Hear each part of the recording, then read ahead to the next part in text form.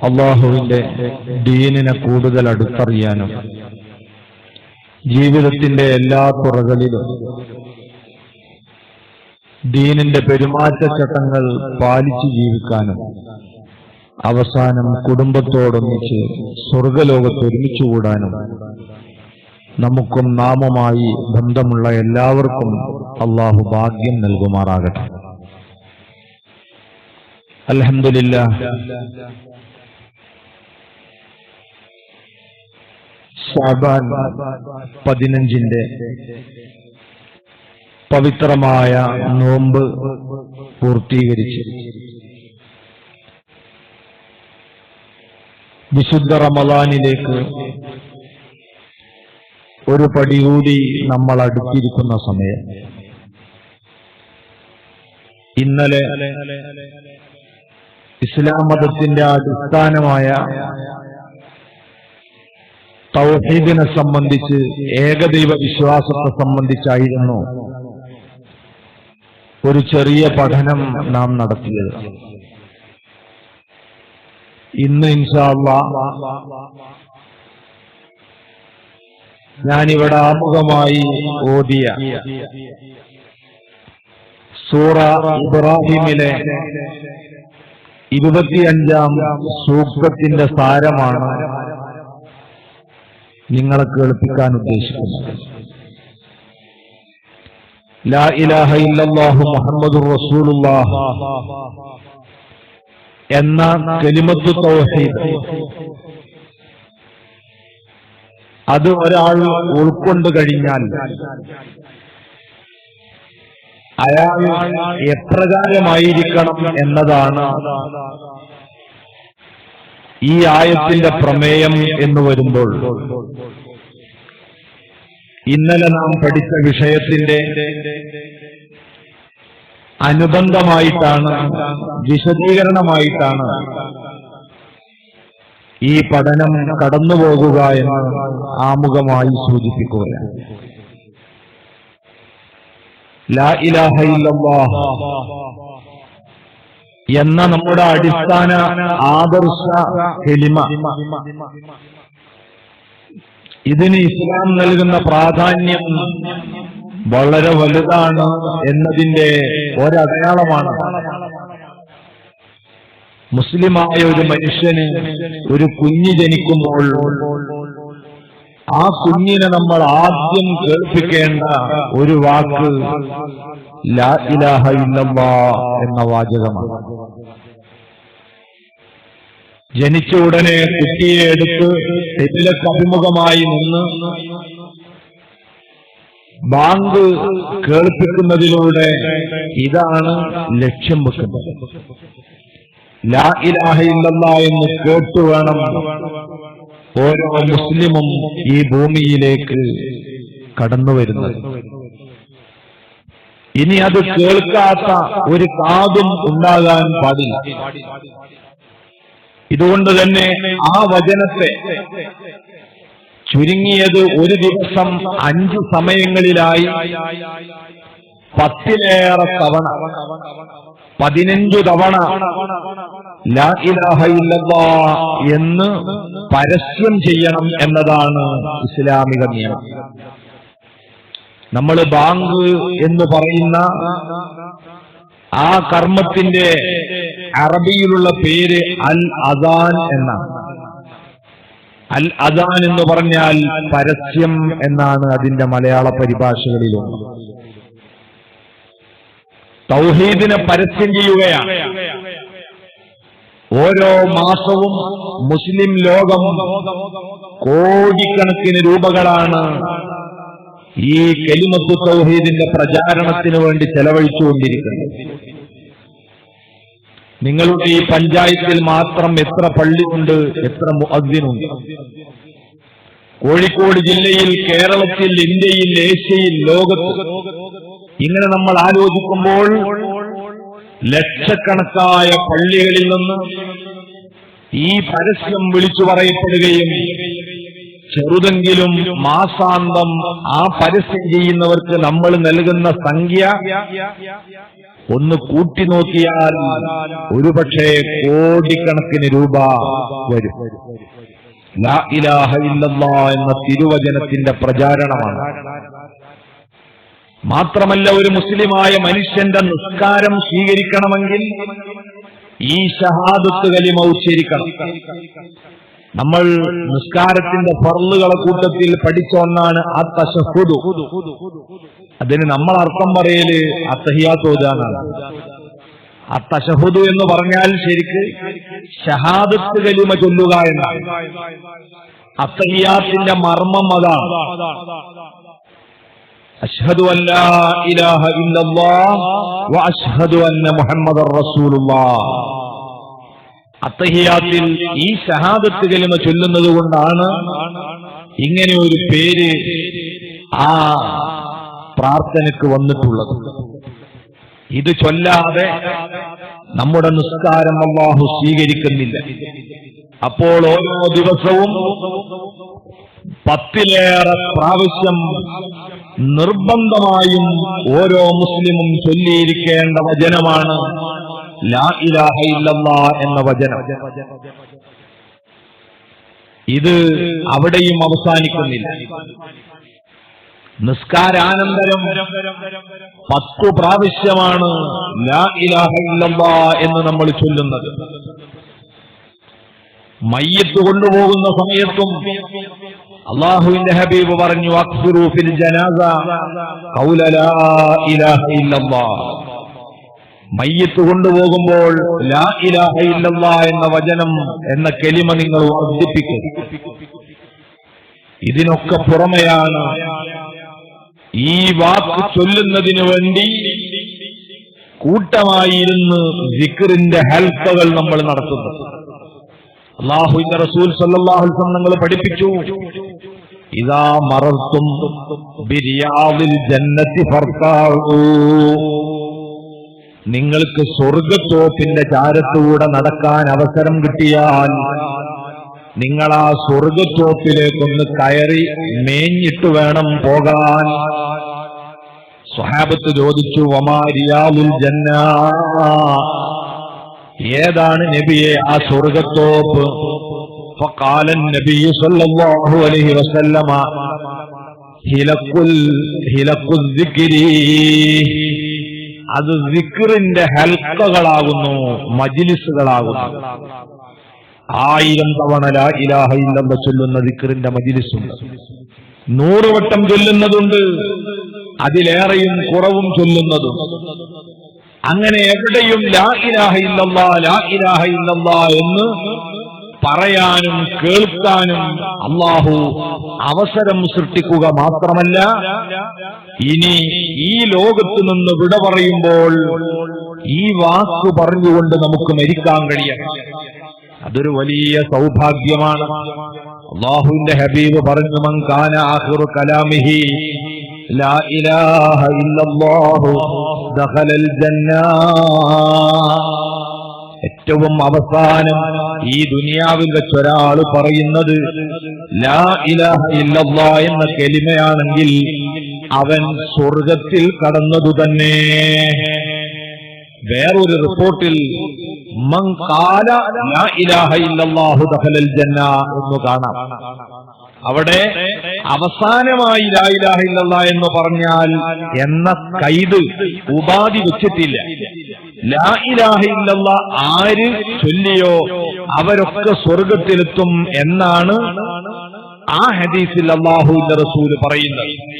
ഇമാം സുബ്കി റളിയല്ലാഹു അൻഹു ഇത് രണ്ടിനെയും സംയോജിപ്പിച്ചുകൊണ്ട് പറഞ്ഞു, ആദ്യം പറഞ്ഞ ഹദീസിന്റെ അർത്ഥം അവസാനമായി ലാ ഇലാഹ ഇല്ലല്ലാഹ് എന്ന് ചൊല്ലിയാൽ സ്വർഗത്തിലാണ് എന്ന് പറഞ്ഞാൽ അതിന്റെ സാരം ഒരു സെക്കൻഡ് പോലും നരകശിക്ഷ അനുഭവിക്കാതെ തന്നെ സ്വർഗത്തിലെത്താൻ കഴിയും മരിക്കുമ്പോൾ കലിമ ചൊല്ലിയാൽ.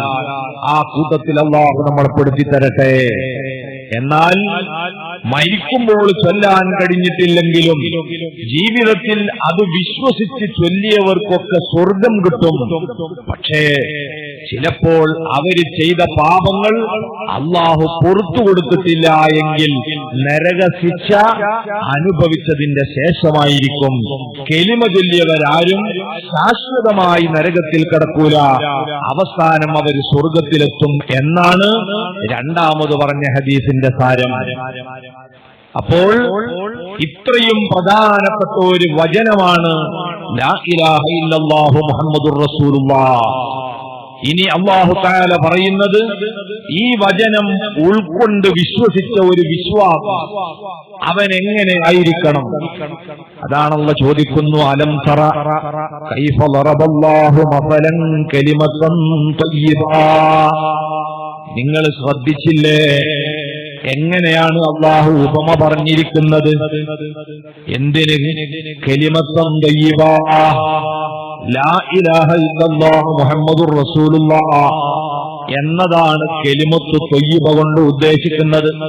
ഏറ്റവും നല്ല വചനമാണത്.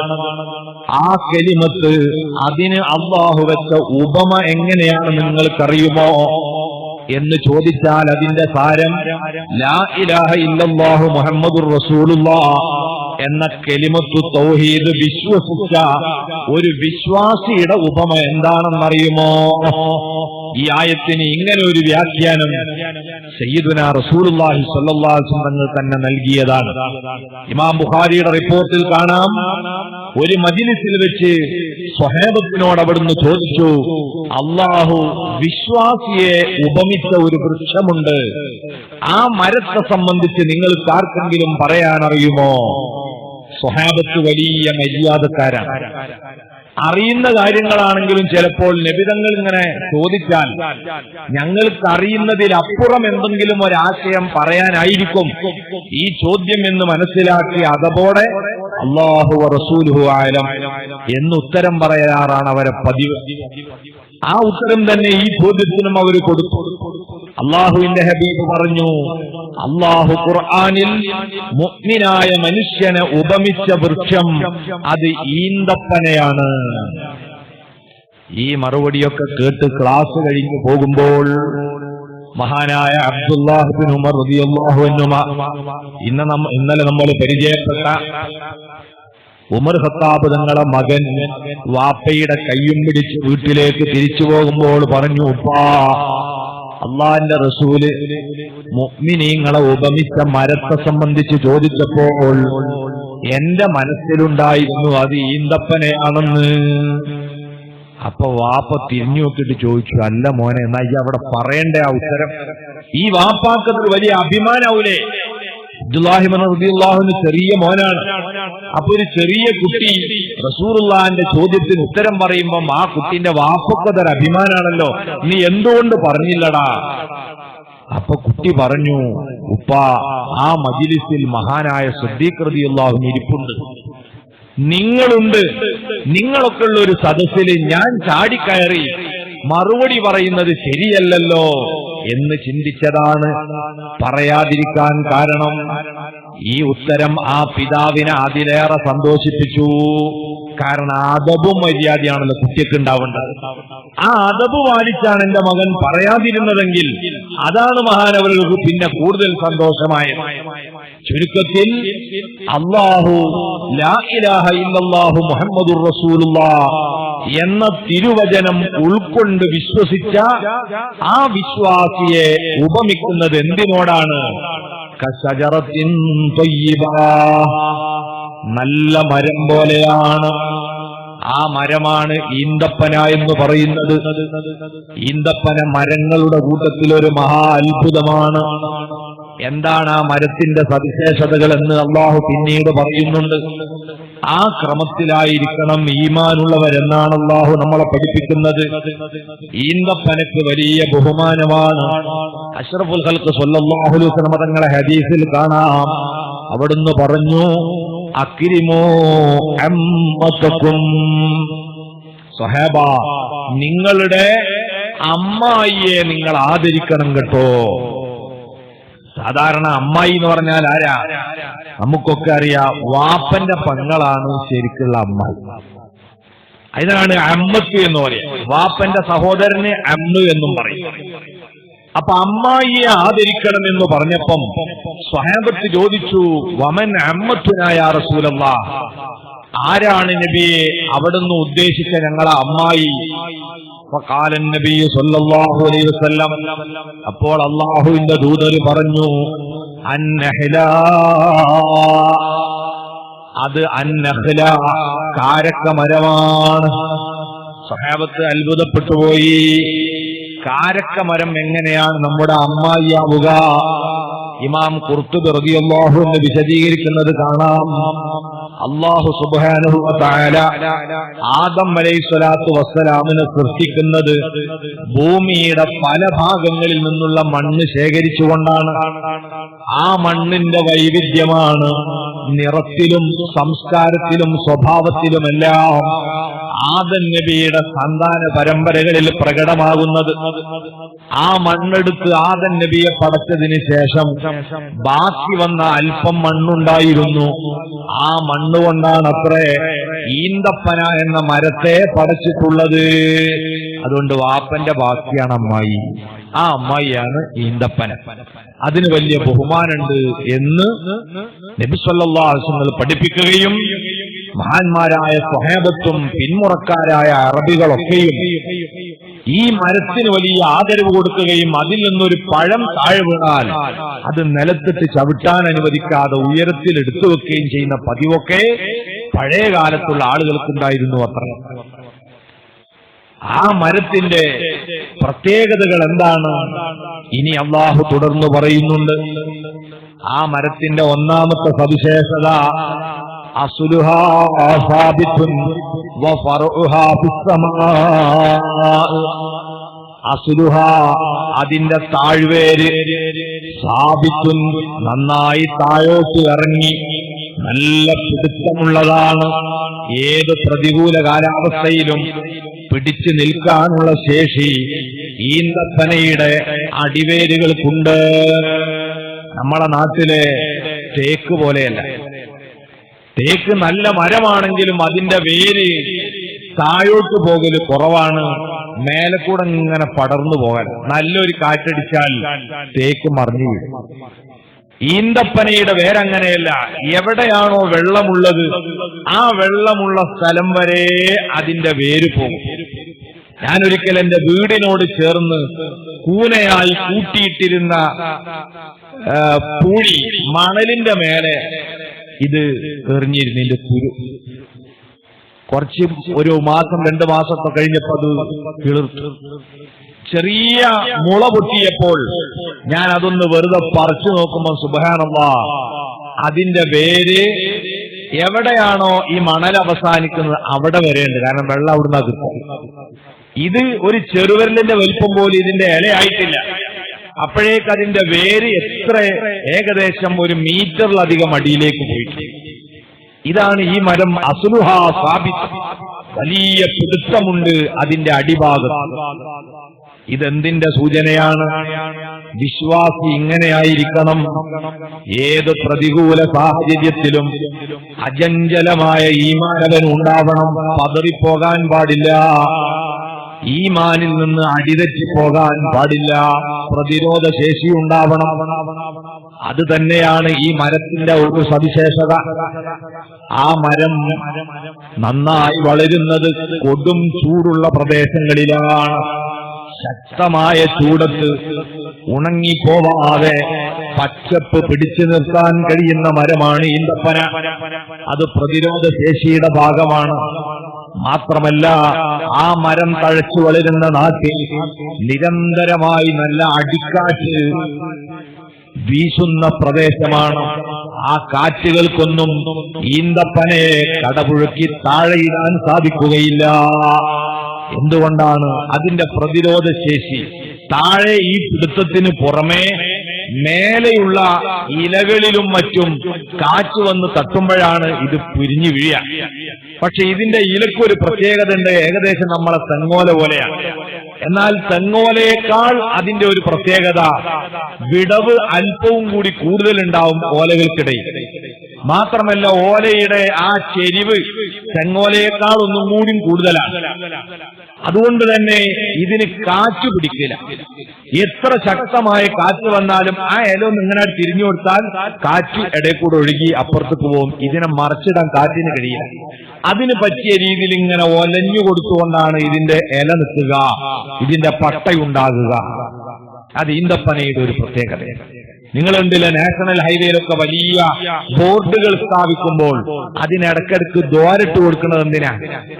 കാറ്റ് വന്നാൽ ആ ഓൾസിലൂടെ അത് ഒഴിവായി പോകും. അപ്പൊ ഇതിനെ മറച്ചിടാൻ കഴിയും. ഇതേപോലെ ഈ ലീഫിന്റെ ഇടയിലെ വിടവുകളും ആ ലീഫിന്റെ കുഴച്ചിലും ആട്ടവും കാരണം എത്ര ശക്തമായ കാറ്റ് വന്നാലും ആ കാറ്റിനെ തരണം ചെയ്യാനുള്ള പ്രതിരോധ ശക്തി ഈന്തപ്പനക്കുണ്ട്. അതുകൊണ്ട് തന്നെ ലാ ഇലാഹ ഇല്ലല്ലാഹ് എന്ന കലിമത്തു തൗഹീദ് വിശ്വസിക്കുന്ന വിശ്വാസി ഏത് പ്രതികൂല കാലാവസ്ഥയിലും, ഏത് നിരീശ്വരവാദികളുടെ വാദങ്ങളുടെ മുമ്പിലും, യുക്തിവാദിയുടെ വാദത്തിന് മുമ്പിലും, ബിദ്അത്തുകാരന്റെ വാദത്തിന് മുമ്പിലും, ഏത് കൊടുങ്കാറ്റടിച്ചാലും പതറാതെ ഈമാനിൽ ഉറച്ചു നിൽക്കണം. ആ ഈമാനിന്റെ ലക്ഷണങ്ങൾ എപ്പോഴും അവനിൽ പ്രകടമാകണം. മുഅ്മിനായ മനുഷ്യന്റെ അടയാളത്തിൽ ഏറ്റവും പ്രധാനപ്പെട്ടതാണത്. വിശ്വാസം അചഞ്ചലമായിരിക്കണം, ഇളക്കം ഇല്ലാത്തതാവണം. അങ്ങനെ ഉറച്ച ഈമാൻ അതൊരു വിശ്വാസിയുടെ അടയാളമാണ്. അങ്ങനെ ഉറച്ച ഈമാനുള്ളവനാണെങ്കിൽ അവനിൽ എന്തു കാണണം? ഇന്നലെ നമ്മൾ സൂചിപ്പിച്ചതുപോലെ അല്ലാഹു ആദരിച്ചതിനോട് ആദരവും ബഹുമാനവും, അദബ് പാലിക്കേണ്ടവരോട് അദബും മര്യാദയും പാലിക്കാൻ കഴിയണം. അത് ഈമാനിന്റെ ഒരു ശരിയായ അടയാളമാണ്. നമ്മൾ ഏറ്റവും കൂടുതൽ അദബ് പാലിക്കേണ്ടത് ആരോടാണ്? നമ്മളെ യജമാനനായ അല്ലാഹുവിനോട് തന്നെയാണ്. വല്ലദീന ആമനൂ അശദ്ദു ഹുബ്ബൻ ലില്ലാഹ്. ഈമാനുള്ളവർ ഏറ്റവും അധികം സ്നേഹിക്കുന്നത്, ആദരിക്കുന്നത്, ബഹുമാനിക്കുന്നത് യജമാനനായ റബ്ബിനെയാണ്. കാരണം അവനാണ് നമ്മുടെ സ്രഷ്ടാവ്, അന്നദാതാവ്, സംരക്ഷകൻ, സംഹരിക്കാൻ ശേഷിയുള്ളവൻ. എല്ലാ കഴിവുമുള്ള അല്ലാഹുവിനോടാണ് വിശ്വാസിയുടെ ഹൃദയത്തിൽ ഏറ്റവും ആദരവുണ്ടാകേണ്ടത്. ആ റബ്ബിനോട് തന്നെയാണ് നമ്മൾ നല്ല അദബ് പാലിക്കേണ്ടത്, മര്യാദ പാലിക്കേണ്ടത്. ഈമാനിന്റെ ലക്ഷണമായ ആ അദബും മര്യാദയും നമ്മളിൽ ഉണ്ടോ എന്ന് നമ്മൾ ഇടയ്ക്കിടയ്ക്ക് പരിശോധിക്കുകയും വേണം. ഇബ്ലീസിനെ പോലെ നന്ദി കെട്ടവനാവാൻ ഒരിക്കലും നമുക്ക് പാടില്ല. നമ്മൾ അല്ലാഹുവിനോട് അദബ് പുലർത്തുന്നവരായി മാറണം. നിങ്ങൾ ആലോചിച്ചു നോക്കൂ, ഇത് പറയാൻ വലിയ സുഖമാണെങ്കിലും പ്രായോഗിക ജീവിതത്തിലേക്ക് നമ്മൾ വരുമ്പോൾ ഈ അദബും മര്യാദയും നമ്മളിൽ വളരെ കുറഞ്ഞു വരുന്നതായി നമുക്ക് കാണാൻ കഴിയും. ഉദാഹരണത്തിന്, നമ്മൾ അല്ലാഹുവിന്റെ മുമ്പിൽ നിസ്കരിക്കാൻ നിൽക്കുന്നത് ഏതർത്ഥത്തിലാണ്? അത് മുനാജാത്താണ്, അല്ലാഹുവുമായുള്ള അഭിമുഖമാണ്. പടച്ചവനുമായി നേരിട്ട് സംവദിക്കുകയാണ് നിസ്കാരം. ആ നിസ്കാരത്തിൽ പലപ്പോഴും അല്ലാഹുവിന്റെ മുമ്പിലാണ് ഞാൻ നിൽക്കുന്നത് എന്ന ബോധം നമ്മൾ വിസ്മരിച്ചു പോകാറുണ്ട്. എങ്ങനെയാണത്? ഒന്ന്, നമ്മളെ ഹൃദയത്തിന്റെ സാന്നിധ്യം കുറവായി. എന്നാൽ ബാഹ്യമായ അച്ചടക്കം പോലും പാലിക്കുന്നതിൽ ഞാനും നിങ്ങളും ചിലപ്പോൾ പിന്നോട്ട് പോകാറുണ്ട്. മഹാനായ മഖ്ദൂം തങ്ങൾ ഫത്ഹുൽ മുഈനിൽ രേഖപ്പെടുത്തിയത് കാണാം. നിസ്കാരത്തിന്റെ നിബന്ധനകൾ, ഷർത്തുകൾ എണ്ണിയപ്പോൾ ഔറത്ത് മറക്കണം എന്ന് പറഞ്ഞ ഉടനെ പുരുഷന്റെ ഔറത്ത് മുട്ടുപൊക്കളിന്റെ ഇടയിലുള്ള സ്ഥലമാണ്. ഇത് നമ്മളൊക്കെ മനസ്സിലുണ്ട്. ആണുങ്ങളെ ഔറത്ത് മുട്ടുപൊക്കളിന്റെ ഇടയിലുള്ള സ്ഥലം, അത് മറച്ച് നിസ്കരിച്ചാൽ മതി നിസ്കാരം ശരിയാവാൻ. അത് ശരിയാണ്. എന്നാൽ നിസ്കാരത്തിന്റെ മര്യാദകളെ മഹാനവറുകൾ വിശദീകരിക്കുന്നിടത്ത് മുട്ടുപൊക്കളിന്റെ ഇടയിൽ മറച്ച് നിസ്കരിക്കുക എന്നല്ല എഴുതിയിട്ടുണ്ട്. അള്ളാഹുവിന്റെ മുമ്പിൽ നിൽക്കുമ്പോഴുള്ള മര്യാദകളിൽ ഏറ്റവും പ്രധാനപ്പെട്ട ഒന്നാണ് പൂർണ്ണമായ വസ്ത്രം ധരിച്ച് നിസ്കാരത്തിലേക്ക് പ്രവേശിക്കുക. പൂർണ്ണമായ വസ്ത്രം എന്ന് പറഞ്ഞാൽ തുണി ഉടുക്കുന്നവർ അതും ഷർട്ടും ധരിക്കണം, തലമറക്കണം, കുപ്പായ കൈ അത് താഴ്ത്തിയിടണം, ചുരുട്ടി വെക്കരുത്. ഇങ്ങനെ പൂർണ്ണമായ വസ്ത്രം ധരിച്ച് അള്ളാഹുവിന്റെ മുമ്പിൽ നിസ്കരിക്കാൻ നിൽക്കലാണ് നിസ്കാരത്തിന്റെ മര്യാദയായി അയിമ്മത്ത് നമ്മളെ പഠിപ്പിച്ചിട്ടുള്ളത്. ഈ അദബ് പലപ്പോഴും നമ്മൾ പാലിക്കാറില്ല. പള്ളിയിലേക്ക് നിസ്കരിക്കാൻ പോവാണെങ്കിൽ നമ്മൾക്ക് എന്ത് ചെയ്യും? നല്ല ഡ്രസ് ഇടും. കാരണം എന്താ? മനുഷ്യന്മാര് കാണൂലേ എന്ന. മനുഷ്യന്മാര് കാണുന്നവർക്ക് നല്ലത്. ഇനി പൊരേന്ന് നിസ്കരിക്കുകയാണെങ്കിലോ ചിലപ്പോ നമ്മൾ ആ പാടത്തേക്ക് പോകുമ്പോൾ എടുക്കുന്ന കള്ളിത്തുണി ഉണ്ടല്ലോ, ആ തുണി മാത്രം എടുത്ത് നിസ്കരിച്ചു പോകാറുണ്ട്. ചിലപ്പോ തല പോലും മറക്കാതെ, മാറ് മറക്കാതെ, നെഞ്ചു തുറന്നിട്ട് ഒരു തുണി മാത്രം ഉടുത്ത് നിസ്കരിക്കുക എന്നത് യഥാർത്ഥത്തിൽ അള്ളാഹുവിനോട് നമ്മൾ പാലിക്കേണ്ട മര്യാദക്ക് എതിരാണ്. യജമാനന്റെ മുമ്പിൽ നിൽക്കുമ്പോഴാണ് ഏറ്റവും നല്ല വസ്ത്രം ധരിക്കുകയും ഏറ്റവും നല്ല സുഗന്ധം ഉപയോഗിച്ച് നല്ല വൃത്തിയോടെ കൈകാര്യം ചെയ്യുന്നത്. അതങ്ങ് ഓഫാക്കാൻ ഏടെ ഓപ്പറേറ്റർ പോയോ?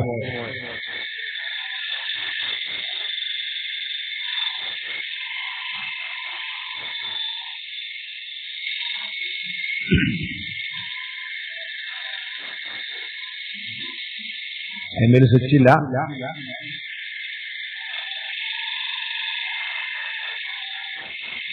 അതടക്കട്ടെ, അത് ജനറേറ്റർ പോലെ കൂട്ടിയാൽ മതി. ഇതേപോലെ നമ്മൾ അള്ളാഹുവിനോട് ദുആ ചെയ്യാറുണ്ട്. ദുആ ചെയ്യുന്ന സമയത്ത് പലപ്പോഴും അതിന്റെ അദബ് പാലിക്കാൻ നമ്മൾ ശ്രദ്ധിക്കാറില്ല. അള്ളാഹുവിനോട് പ്രാർത്ഥിക്കുന്ന സമയത്ത് ഒരു ഫോണ് നമ്മളെ മൊബൈലിലേക്ക് വന്നാൽ, കോള് വന്നാൽ നമ്മൾ എന്ത് ചെയ്യും? ദുആന്റെ ഇടയിൽ ഇതെടുക്കും. എടുത്തിട്ട് വേണ്ടതൊക്കെ നമ്മൾ സംസാരിക്കും. നിങ്ങൾ ആലോചിച്ച് നോക്കൂ, ആ പ്രാർത്ഥനയ്ക്ക് ഇജാബത്ത് കിട്ടാൻ വല്ല സാധ്യതയുണ്ടോ? പോകട്ടെ, നമ്മളൊരു പോലീസ് സ്റ്റേഷനിൽ ചെന്ന് ഒരു SI സംസാരിച്ചുകൊണ്ടിരിക്കുമ്പം ഫോൺ വന്നാൽ നമ്മൾ ആരെങ്കിലും ഫോൺ എടുക്കും? എടുക്കൂല. എന്താ കാരണം? അവിടെ നമുക്ക് ബോധം വരും, ഇത് മര്യാദയല്ല. ആ ബോധം വരുന്നത് എന്തുകൊണ്ടാ? ചിലപ്പോ പെരടിക്ക് കിട്ടുമോ എന്നുള്ള പേടിയും കൂടിയുണ്ട്. അള്ളാഹു ഇവിടെ വെച്ച് പെരടിക്കടിക്കാത്തത് കൊണ്ട് നമുക്ക് ധൈര്യമാണ്. ദുആന്റെ ഇടയിൽ ഫോൺ എടുക്കും. നമ്മൾ വീട്ടിൽ ദുആ മജ്ലിസ് സംഘടിപ്പിക്കും. ഉപ്പാന്റെ ആണ്ടാണ്, വാപ്പ ഹജ്ജിന് പോവാണ്, ഉമ്മാന്റെ 40ആണ്, നമ്മൾ തന്നെ യാത്ര പോവാണ്.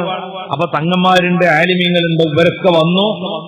ദുആ നടന്നുകൊണ്ടിരിക്കുമ്പോൾ അതാ നമ്മളെ വീട്ടിലേക്ക് വേറെ ഏതോ ഒരു അതിഥി വരുന്നു.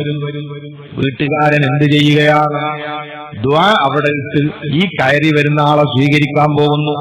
അയാൾക്ക് വെള്ളം കൊടുക്കുന്നു, അയാളെ ഇരുത്തുന്നു. ഇതെതിന്റെ ഇടയിലാണ് നമുക്ക് വേണ്ടി ആലിമീങ്ങൾ, സയ്യിദന്മാര് ദുആ ചെയ്യുന്നതിന്റെ ഇടയിൽ നമ്മളതാ അത് ശ്രദ്ധിക്കാതെ മറ്റുള്ളവരെ ശ്രദ്ധിക്കുകയും അവർക്ക് വേണ്ട ഒത്താശകൾ ചെയ്യുകയും ചെയ്യുന്ന ശീലമാണ്. ഇതറിഞ്ഞോ അറിയാതെയോ നമ്മൾ ചെയ്തു പോകുകയാണ്. തിരുത്ത് ആവശ്യമുണ്ട്. ഇവിടെ വരുന്ന ആൾക്കറിയാം നമ്മളൊക്കെ ഒരു പ്രാർത്ഥനയിലാണ്. അതുകൊണ്ട് അത് കഴിഞ്ഞിട്ട് അയാൾ എന്നെ മൈൻഡ് ചെയ്താൽ മതി, അയാൾക്കറിയാം. പക്ഷേ നമുക്ക് ധൃതിയായി പ്രാർത്ഥന പാതി വഴിയിലിട്ട് നമ്മൾ മറ്റു വിഷയങ്ങളിലേക്ക് തിരിഞ്ഞാൽ ആ ദുആക്ക് ഇജാബത്ത് കിട്ടാനുള്ള സാധ്യതയില്ല. അദബാണ് ഏറ്റവും കൂടുതൽ ഒരു വിശ്വാസിയിൽ ഉണ്ടാകേണ്ടത്. ആ മര്യാദ നമ്മൾ പാലിക്കണം. ഇത് എത്രത്തോളമാണെന്നല്ലേ വലിയ വലിയ ദിക്റിന്റെ ദുആന്റെ സദസ്സിലേക്കൊക്കെ നമ്മൾ പോകും. മർക്കസ് സഖാഫത്ത് സുന്നിയയില് ഖമറുൽ ഉലമയുടെ നേതൃത്വത്തിൽ റമദാനിൽ പ്രാർത്ഥന നടക്കുന്നു, മഅദിനിൽ പ്രാർത്ഥന നടക്കുന്നു. പല സ്ഥലങ്ങളിലും നമ്മളൊക്കെ അവിടെ പോകും. അങ്ങനെ സയ്യിദന്മാരും ആലിമീങ്ങളും കണ്ണീരൊലിപ്പിച്ചിങ്ങനെ ദുആ ചെയ്യുമ്പം എന്നെ പോലത്തെ ആൾക്കാരെ പണി എന്താ അറിയങ്ങൾ? നമ്മളെ കയ്യിൽ ഈ കുണ്ടുണ്ടാവും എവിടെ പോകുമ്പോഴും. ഇതാണ് നമ്മളെ മെയിനായിട്ട് സാധനം. ഇതിങ്ങോട്ട് ഓണാക്കിയിട്ട് ആ കരഞ്ഞുകൊണ്ടുള്ള പ്രാർത്ഥന ഒന്നും ഇങ്ങോട്ട് പിടിക്കട്ടെ, ഇതൊന്ന് പെണ്ണുങ്ങൾക്ക് കാണിച്ചു കൊടുക്കണം. നിങ്ങൾ ആലോചിച്ച് നോക്കൂ, നമ്മൾ അതിനോട് മനസ്സുകൊണ്ട് ലയിച്ചു തരേണ്ട സമയല്ലേ? നമ്മൾ ഈ പുറംകാഴ്ച ഒപ്പിയെടുക്കുന്ന ഒരു സംസ്കാരത്തിലേക്ക് കൂട്ടത്തോടെ മാറുകയാണെന്നല്ലേ ഇപ്പോഴത്തെ ഈ കാഴ്ചകളൊക്കെ കാണുമ്പോൾ? ഒരു ദുആന്റെ മജ്ലിസിലും ആത്മാർത്ഥമായി ആ പ്രാർത്ഥനയിൽ പങ്കെടുക്കുന്നവർ വിരലിലെണ്ണാവുന്ന ആളുകൾ. ബാക്കിയുള്ളവരൊക്കെ സംഘാടകരായും മറ്റുള്ളതായിട്ടും ഇങ്ങനെ വേറെ ശ്രദ്ധയിൽ പോയാൽ ആ മജ്ലിസ് അള്ളാഹുവിന്റെ തൃപ്തിപ്പെട്ട മജ്ലിസാവില്ല. ദുആ എന്ന് പറഞ്ഞത് യജമാനനോട് സങ്കടം പറയുന്ന സമയ, അവിടെ വേറെ ഒന്നിലേക്കും ശ്രദ്ധ പോകാതെ ഏകാഗ്രതയോടെ അവതരിപ്പിക്കുമ്പോൾ മാത്രമേ ആ ദുആയിന് സ്വീകാര്യതയുള്ളൂ. ഇത് എവിടം വരെ നമുക്ക് കാണാം? അള്ളാഹുവിന്റെ ഭവനമാകുന്ന വിശുദ്ധ കഅബാലയത്തിൽ പോയി തവാഫ് ചെയ്യുന്ന സമയത്ത് എന്തായിരിക്കണം ഒരു മുസ്ലിമിന്റെ മനോഭാവം? 2 തുണി മാത്രം ധരിച്ച് എത്ര സമ്പന്നനാണെങ്കിലും ഞാൻ അള്ളാഹുവിന്റെ റഹ്മത്തിലേക്ക് അങ്ങേയറ്റം ആവശ്യമുള്ളവനാണെന്ന് അവന്റെ വേഷത്തിലൂടെ പ്രകടിപ്പിച്ച് പടച്ചവന്റെ കൊട്ടാരത്തിന്റെ ചുറ്റും അലഞ്ഞു തിരിയുകയാണ്. അള്ളാഹുവിന്റെ കാരുണ്യത്തിന്റെ ഒരു തിരുനോട്ടം എന്നെക്കൊള്ള വരട്ടെ. ഈ മനോഭാവത്തോടെ ഇങ്ങനെ കറങ്ങേണ്ട സമയത്തും 80% കയ്യിലും ക്യാമറയാണ്, ഫോണുകളാണ്. ഒരു റൗണ്ട് അടിച്ചാൽ അപ്പോൾക്ക് അത് വാട്സപ്പിലാക്കി നാട്ടിൽ കൂട്ടി. ഞങ്ങളിപ്പോ തവാഫിലാണ്, തുടങ്ങുമ്പം തീരെ തിരക്കില്ലായിരുന്നു. ഇപ്പൊ ആ കറുപ്പന്മാർ ഇറങ്ങിയിട്ടുണ്ട്, ഇനി എന്താ സംഭവിക്കാന്ന് പറയാൻ പറ്റൂല. ഈ മെസ്സേജുകളൊക്കെ ഇങ്ങനെ വിടുകയാണ് തവാഫിന്റെ ഇടയിൽ. നിങ്ങൾ ആലോചിച്ചു നോക്കൂ, ഇത് അള്ളാഹ് കബൂലാക്കും. നമുക്ക് ഈമാനുണ്ട് എന്ന് പറഞ്ഞാൽ പോരാ, അതിന്റെ അദബ്, അള്ളാഹുവിനോടുള്ള ആദരവും ബഹുമാനവും അത് നമ്മളെ ജീവിതത്തിൽ കാണിക്കാൻ കഴിയണം. അവിടെയാണ് നമ്മൾ ഈമാനുള്ളവരാകുക.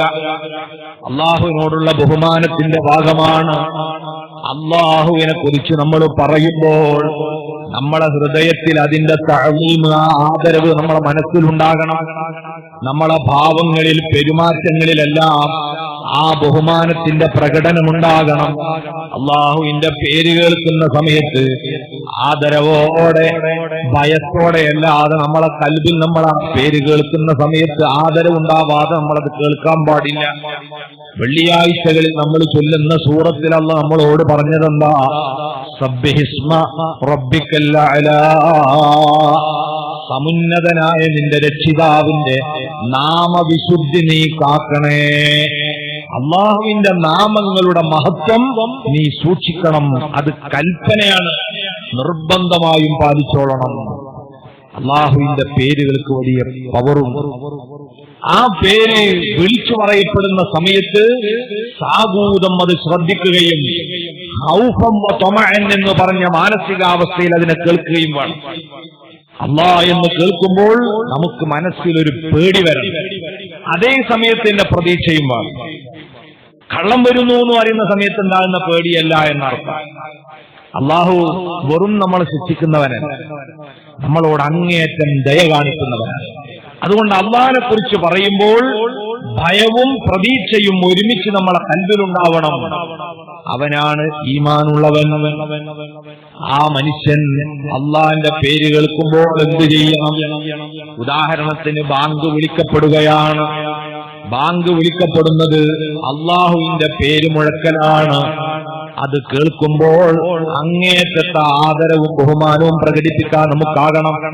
അവിടെയാണ് നമ്മളെ ഈമാൻ മാറ്റുരക്കപ്പെടുന്നത്. ബാങ്ക് കേൾക്കുന്ന സമയത്ത് അതിനേക്കാളും മഹത്വമുള്ളതാണല്ലോ പരിശുദ്ധ ഖുർആൻ. പക്ഷേ ബാങ്ക് കേട്ടാൽ ഖുർആനോത്ത് നിർത്തിവെക്കണം. ദുആ ചെയ്തുകൊണ്ടിരിക്കുന്നവൻ ബാങ്ക് കേട്ടാൽ ആ പ്രാർത്ഥന അവിടെ തൽക്കാലം സ്റ്റോപ്പ് ചെയ്യണം. ഇതുപോലെ സ്വലാത്ത് ചെല്ലുന്നവൻ ബാങ്ക് കേട്ടാൽ അത് നിർത്തിവെക്കണം. ഇങ്ങനെ തുടങ്ങിയ മഹത്വമേറിയത് പോലും അവസാനിപ്പിച്ച് ബാങ്ക് ശ്രദ്ധിക്കണമെന്ന് പറയുമ്പോൾ പത്രവായന നിർത്തണമെന്ന് പറയേണ്ടതില്ലല്ലോ. വേറെ എന്തെങ്കിലും ജോലിയിൽ ഏർപ്പെട്ടവനാണെങ്കിൽ ബാങ്ക് തീരുന്നത് വരെ ആ പണി നിർത്തിവെക്കണമെന്ന് പറയേണ്ടതില്ലല്ലോ. ആ സമയത്ത് ശ്രദ്ധയോടെ മനസ്സും കാതും ബാങ്കിന്റെ വാക്കുകളിലേക്ക് തിരിച്ചു പിടിച്ച് അതിനോട് ഐക്യദാർഢ്യം പ്രഖ്യാപിച്ച് അത് ഏറ്റുപറയണം. ഇതാണ് ബാങ്കിനുള്ള ഇജാബത്ത് എന്ന് പറയുന്നത്. നമുക്കിതിന് സാധിക്കാറുണ്ടോ? നമ്മളെ ഈമാന്റെ അവസ്ഥ പരിശോധിക്കാൻ നമ്മൾ ചെയ്യും. എവിടെ? അള്ളാഹിന്റെ പള്ളിയിലൊക്കെ ഇരിക്കുകയാണ്, അല്ലെങ്കിൽ ഇതുപോലത്തെ മജ്‌ലിസിലൊക്കെ ആണെങ്കിൽ ബാങ്ക് കേൾക്കുമ്പോൾ പ്രസംഗം നിർത്തി എല്ലാവരും ബാങ്കിന് ഇജാബത്ത് ചെയ്യുന്നു, അത് കഴിഞ്ഞാൽ കൈ ഉയർത്തി പ്രാർത്ഥിക്കുന്നു, ഇതൊക്കെ നടക്കുന്നു. എന്നാൽ എന്റെ പ്രിയപ്പെട്ട കൂട്ടുകാരെ, നമ്മളൊരു അങ്ങാടിയിലെ ബസ് സ്റ്റോപ്പിൽ ഇരിക്കുമ്പോഴാണ് ബാങ്ക് കേൾക്കുന്നതെങ്കിൽ നമ്മളെ കൂട്ടത്തിൽ എത്ര ആളുകൾ ആ ബാങ്കിന് ഇജാബത്ത് ചെയ്യാൻ ധൈര്യം കാണിക്കാറുണ്ട്? ഇനി ഇജാബത്ത് ചെയ്യുന്നവരുണ്ടെങ്കിൽ തന്നെ എങ്ങനെ ചെയ്യാം? ചുണ്ടനങ്ങാൻ പാടില്ല. കാരണം എന്താ? അത് മറ്റോ കണ്ടാ എന്താ വിചാരിക്ക? അങ്ങനെ ബാങ്ക് മുഴുങ്ങല, ഉള്ളുക്ക് ഇങ്ങനെ അടിച്ചില്ല, പുറത്തേക്ക് ചുണ്ടളവ്. ഇനി അങ്ങനെ ചൊല്ലിയാൽ തന്നെ ബസ് സ്റ്റോപ്പിലിരുന്ന് ബാങ്കിന്റെ ശേഷമുള്ള പ്രാർത്ഥന കൈയുയർത്തി ദ്വാരക്കാൻ ധൈര്യമുള്ളത് എത്ര ആളുടെ നമ്മളെ കൂട്ടത്തിൽ? അടും ദ്വാരക്കണോ തന്നെ കൈ താത്തിട്ട് പറഞ്ഞിട്ട് ഇങ്ങനെ മുരുണ്ട് അവസാനം ഫുൾ തേമ്പല. ആരും കണ്ടില്ലല്ലോ, കഴിച്ചിലായത്. കണ്ടാലെന്താ? അവിടെ എന്തോ ഒരു പേടിയാണ്. സഹോദരാ, അള്ളാഹുവിന്റെ ദീനിന്റെ ഷിആറാണിത്. ഇന്നലെ ഞാൻ സൂചിപ്പിച്ചില്ലേ, നമ്മളെ സഹോദര സമുദായാംഗങ്ങൾ അവരുടെ ഒരു ആരാധനാലയത്തിന്റെ പരിസരത്തുകൂടി വാഹനം കടന്നുപോയാൽ വളരെ കൃത്യമായി അങ്ങോട്ട് കൈ ഉയർത്തി ആ കൈ എത്ര സ്ഥലത്താ അവർ തൊട്ടുമുട്ടുന്നത്. ഇത് അവരുടെ ദീനിന്റെ ഒരടയാളത്തോടുള്ള ആദരവാണെങ്കിൽ അള്ളാഹുവിന്റെ ദീനിന്റെ ചിഹ്നങ്ങളിൽ ഏറ്റവും പ്രധാനപ്പെട്ടതാണ് ബാങ്ക്. വമൻ യുഅള്ളിം ശആഇറല്ലാഹി ഫഇന്നഹാ മിൻ തഖ്വൽ ഖുലൂബ്. അള്ളാഹുവിന്റെ ദീനിന്റെ അടയാളങ്ങളെ ഒരാൾക്ക് ബഹുമാനിക്കാൻ കഴിഞ്ഞാൽ അതവന്റെ ഹൃദയത്തിൽ ഈമാനും തഖ്വയും ഉറച്ചിട്ടുണ്ട് എന്നതിന്റെ നിദർശനമാണ്. അപ്പൊ നമ്മൾ ഭയപ്പെടണം. നമുക്ക് അങ്ങാടിയിൽ നിന്ന് ഇങ്ങനെ ഇജാബത്തിന് പേടി തോന്നുന്നുണ്ടെങ്കിൽ നമ്മളെ ഈമാൻ ദുർബലമാണ്. നമ്മൾ ആദരിച്ചതുകൊണ്ട് ആരും ഒന്നും പറയില്ല. അവരും കൂടി ഇത് മുസ്ലിങ്ങൾ ആദരിക്കുന്ന സംഗതിയാണ് എന്ന് മനസ്സിലാക്കി അതിനെ ആദരിക്കുമെന്നല്ലാതെ ഇതുകൊണ്ട് ഒന്നും ഇവിടെ വരാൻ പോകുന്നില്ല. ബാങ്കിനെ ബഹുമാനിക്കാത്തവരായി നമ്മൾ മാറാൻ പാടില്ല. ഇതുപോലെ അള്ളാഹുവിന്റെ പേരുകളുടെ പവിത്രത നമ്മൾ മാനിക്കണം. അതിനാൽ ബാങ്ക് കൊടുക്കപ്പെടുന്നത് നാം ബാത്റൂമിലാകപ്പോഴാണെങ്കിൽ, മൂത്രപ്പുരയിലിരിക്കുമ്പോഴാണെങ്കിൽ അവിടെ വെച്ച് അള്ളാഹുവിന്റെ പേരുച്ചരിക്കാൻ പാടില്ല. ബാങ്ക് കൊടുക്കുന്നുണ്ടെങ്കിലും നമ്മളിപ്പോൾ ഇജാബത്ത് ചെയ്യരുത്. കാരണം സബ്ബിഹിസ്മ റബ്ബിക്കൽ അഅ്ലാ, സമുന്നതനായ രക്ഷിതാവിന്റെ നാമവിശുദ്ധി നമ്മൾ കാത്തോളണം. മൂത്രപ്പുരയിൽ വെച്ച് ചൊല്ലാൻ പറ്റിയതല്ല അള്ളാഹുവിന്റെ പേര്. നാവ് അനക്കാനും പാടില്ല ഇത് ചൊല്ലിക്കൊണ്ട്. പിന്നെയോ അവിടെ നിന്ന് ഇറങ്ങിപ്പോന്നതിന് ശേഷം നമുക്ക് ഇജാബത്ത് ചെയ്യാം, ക്രമമായി ഇജാബത്ത് ചെയ്യാം. ഇതല്ലാതെ അള്ളാഹുവിന്റെ പേര് ശുദ്ധമല്ലാത്ത സ്ഥലത്ത് വെച്ച് ചൊല്ലിക്കൂടാ. നാവിൽ ഊണുപൊട്ടി രക്തം വന്ന് നജസായാൽ നജസായ വായ കൊണ്ട് അള്ളാഹിന്റെ പേര് പറയാൻ പാടില്ല. കയ്യിൽ നജസുണ്ടെങ്കിൽ പ്രാർത്ഥിക്കുന്ന സമയത്ത് ആ കൈ ഉയർത്താൻ പാടില്ല. ഇതൊക്കെ പണ്ഡിതന്മാര് പഠിപ്പിച്ചതാണ്, അദബിന്റെ ഭാഗമാണ്. അള്ളാഹുവോടുള്ള ആദരവും ബഹുമാനവും പരിഗണിക്കാതെ നമ്മളെ ഖൽബിൽ ഈമാൻ ഉറക്കുകയില്ല. ഇങ്ങനെ അല്ലാഹുവിന്റെ പേരിന്റെ വിശുദ്ധി നമ്മൾ കാക്കണം. മൂത്രപ്പുരയിലേക്കും കക്കൂസിലേക്കും പോകുമ്പോൾ പടച്ച തമ്പുരാന്റെ പേരെഴുതിയ വല്ലതും കയ്യിലുണ്ടെങ്കിൽ പറ്റുമെങ്കിൽ അത് മാറ്റിവെക്കാൻ ശ്രമിക്കണം. ഒരു നിലക്കും ആദരണീയമായ രീതിയിൽ അത് മാറ്റിവെക്കാൻ പറ്റുന്നില്ലെങ്കിൽ കീശയിലോ മറ്റോ ആണെങ്കിൽ അതിനൊന്ന് പൊത്തിപ്പിടിച്ച് ബഹുമാനിക്കണം. അതേസമയം ഒരാൾ ചികിത്സക്ക് വേണ്ടി പരിശുദ്ധ ഖുർആനിലെ വല്ല ആയത്തുകളോ സൂറത്തുകളോ ഇനി 30 ജുസ് ഖുർആൻ തന്നെയും ഉറുക്കാക്കി എഴുതിയത് തന്റെ ശരീരത്തിലുണ്ടെങ്കിൽ അതിന് വിരോധമില്ലെന്ന് പണ്ഡിതന്മാര് പറഞ്ഞിട്ടുണ്ട്. കാരണം അത് ചികിത്സയുടെ ഭാഗമായി ശരീരത്തിൽ കെട്ടിയ ഒരു സാധനമാണ്. അല്ലാത്ത ബഹുമാനിക്കപ്പെടുന്നതൊന്നും ഇത്തരം ശുദ്ധിയില്ലാത്ത സ്ഥലത്തേക്ക് പോകുമ്പോൾ നമ്മൾ എടുക്കരുത്. അത് അള്ളാഹുവിനോടും അവന്റെ ദീനിനോടുമുള്ള ആദരവിന്റെയും ബഹുമാനത്തിന്റെയും ഭാഗമാണ്.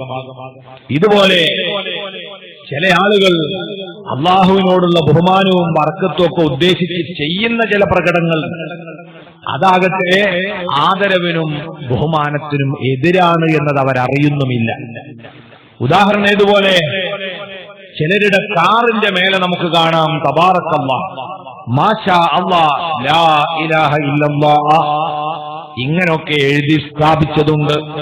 ഇതൊന്നും അള്ളാഹിനോട് ദേഷ്യപ്പെട്ടിട്ടല്ല.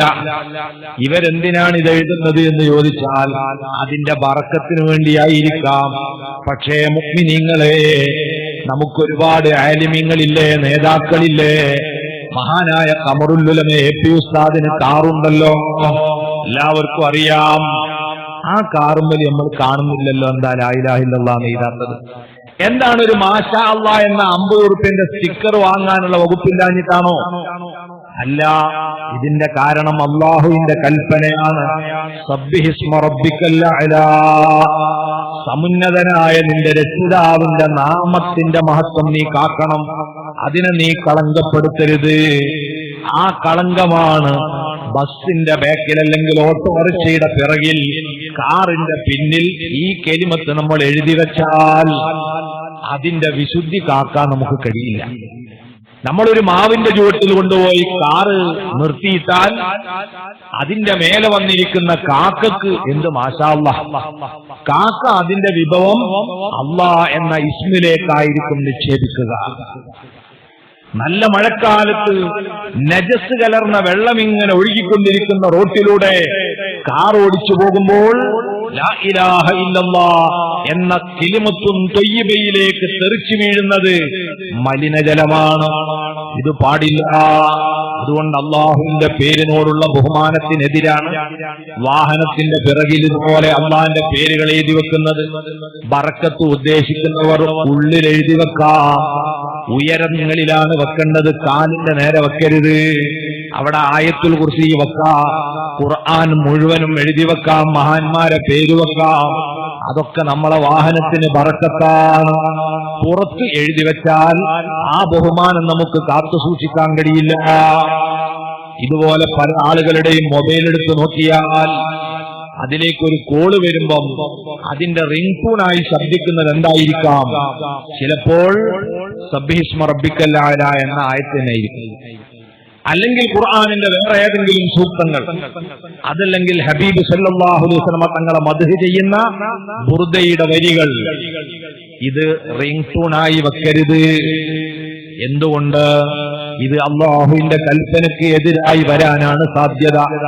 3 കാരണങ്ങളുണ്ട്. ഒന്നാമത്തെ കാരണം, അല്ലാഹുവിന്റെ ഖുർആനിലെ ഒരായത്തും എന്നെയും നിങ്ങളെയും വിളിച്ചുണർത്താൻ, നമ്മളെ ശ്രദ്ധ ക്ഷണിക്കാനുള്ള കേവലം ഒരു ശബ്ദമായി ഉപയോഗിക്കുന്നത് ഖുർആനിനോട് കാണിക്കുന്ന നിന്ദ്യതയാണ്.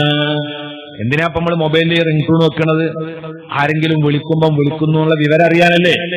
ആ വിവരം അറിയാൻ അള്ളാന്റെ ഖുർആനിൽ ഒരായത്ത് ഉപയോഗിച്ചാൽ ആ ഖുർആനെ എന്തിനു വേണ്ടി ഇറക്കിയോ അതിന് വിരുദ്ധമായ വളരെ നിസ്സാരമായ ഒരു കാര്യത്തിന് വേണ്ടി ഉപയോഗിക്കുന്നത് അതൊരു നിന്ദതയാണ്.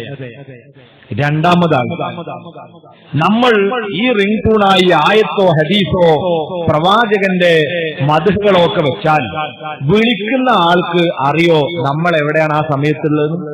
അറിയില്ല. അപ്പൊ നമ്മൾ ബാത്റൂമിലോ കക്കൂസിലോ ഒക്കെ ഇരിക്കുമ്പോഴാണ് ഈ ആയത്ത് കേൾക്കുന്നു, സബ്ബിഹിസ്മ റബ്ബിക്കൽ അഅ്ലാ, അള്ളാന്റെ നാമവിശുദ്ധിയെ കാക്കണേ എന്ന് തന്നെയാവാം റിംഗ് ടൂണിൽ നിന്ന് കേൾക്കുന്നത്. പക്ഷേ നമ്മളുള്ളത് കക്കൂസിലാണ്, സാധനമുള്ളത് ട്രൗസറിന്റെ കീശയിലുമാണ്.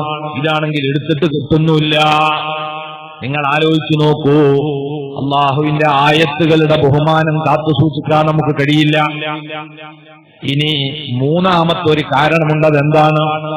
നമ്മളെ ഒരാള് ഫോൺ ചെയ്ത് വിളിക്കുന്ന സമയത്ത് ഒരായത്താണ് റിംഗ് ടൂണായി വെച്ചതെങ്കിലും ഫോൺ ഇങ്ങോട്ട് വന്നാൽ നമ്മൾ വേഗം നിൽക്കുന്നു.